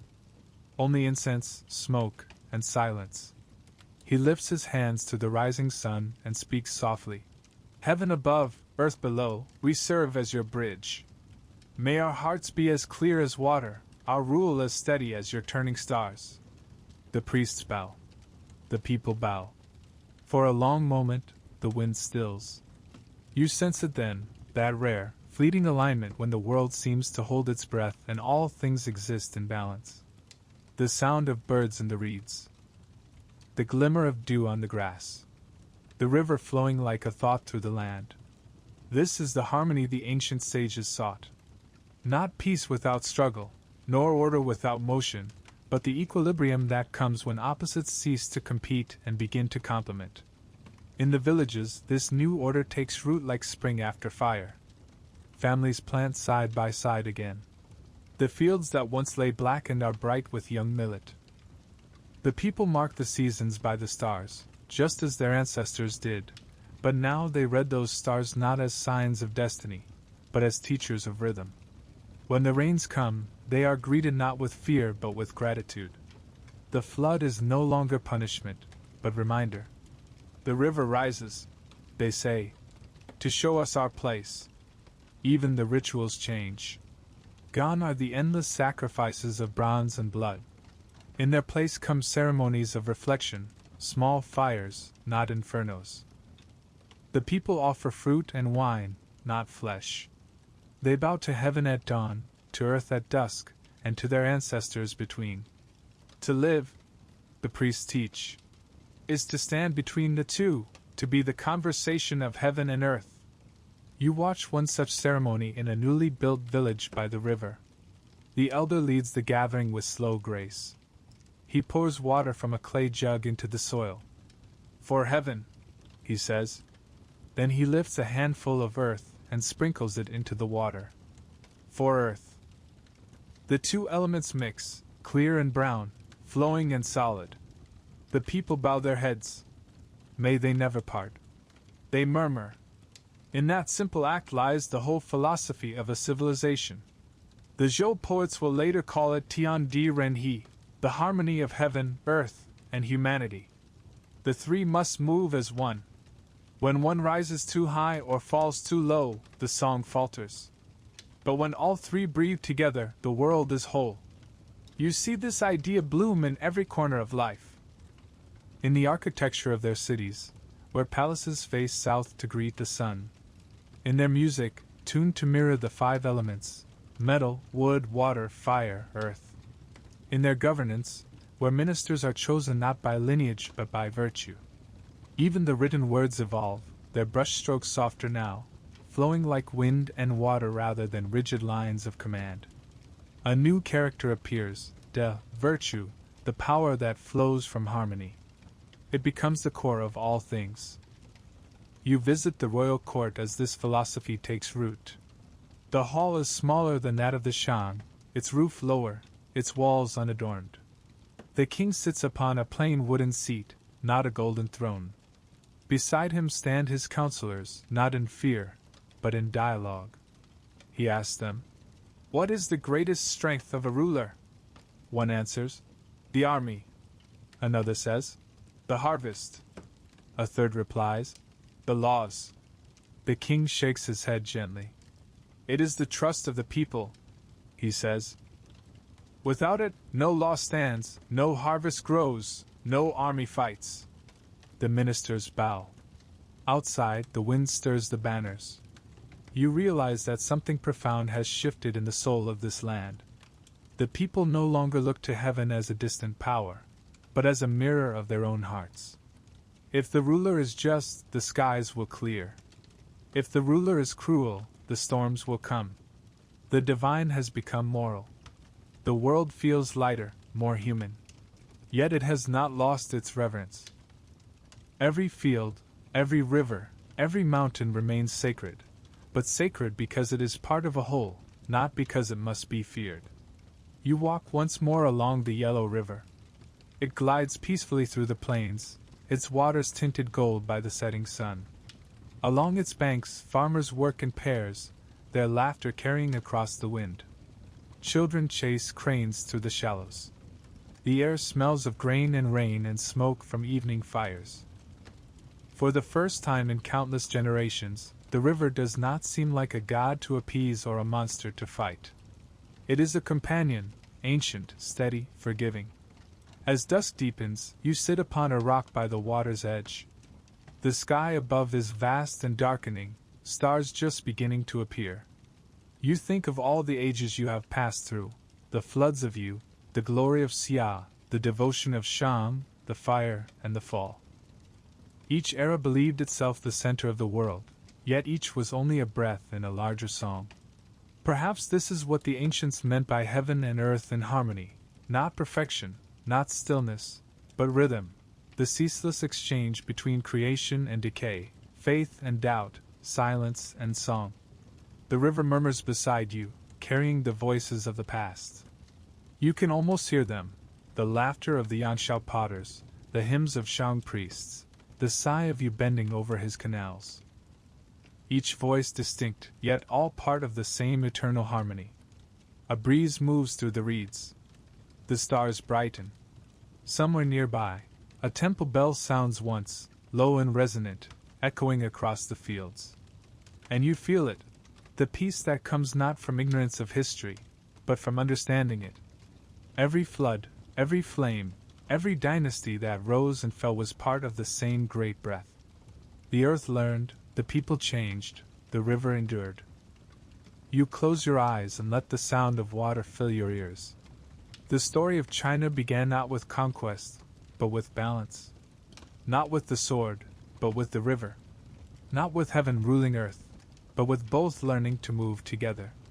The first farmers who tamed the floods, the potters who shaped clay, the kings who poured wine for the ancestors, all were seeking the same thing, a place where chaos and order could live side by side, where human will and natural law could sing in the same key.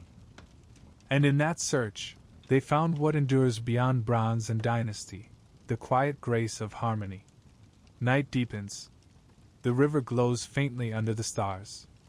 In its surface, the sky is reflected perfectly, heaven above, heaven below, the world mirrored in itself. You listen, one last time, to its eternal murmur. It says nothing new. It never needed to. It only repeats the truth that has always been. That everything flows. That balance is born of motion. That heaven and earth are one breath, drawn forever in rhythm. And so, as the night settles around you and the stars drift across the sky like slow-burning embers, the river carries your reflection onward, softly, endlessly, toward the dreaming sea. And in its calm, eternal song, the harmony of heaven and earth endures.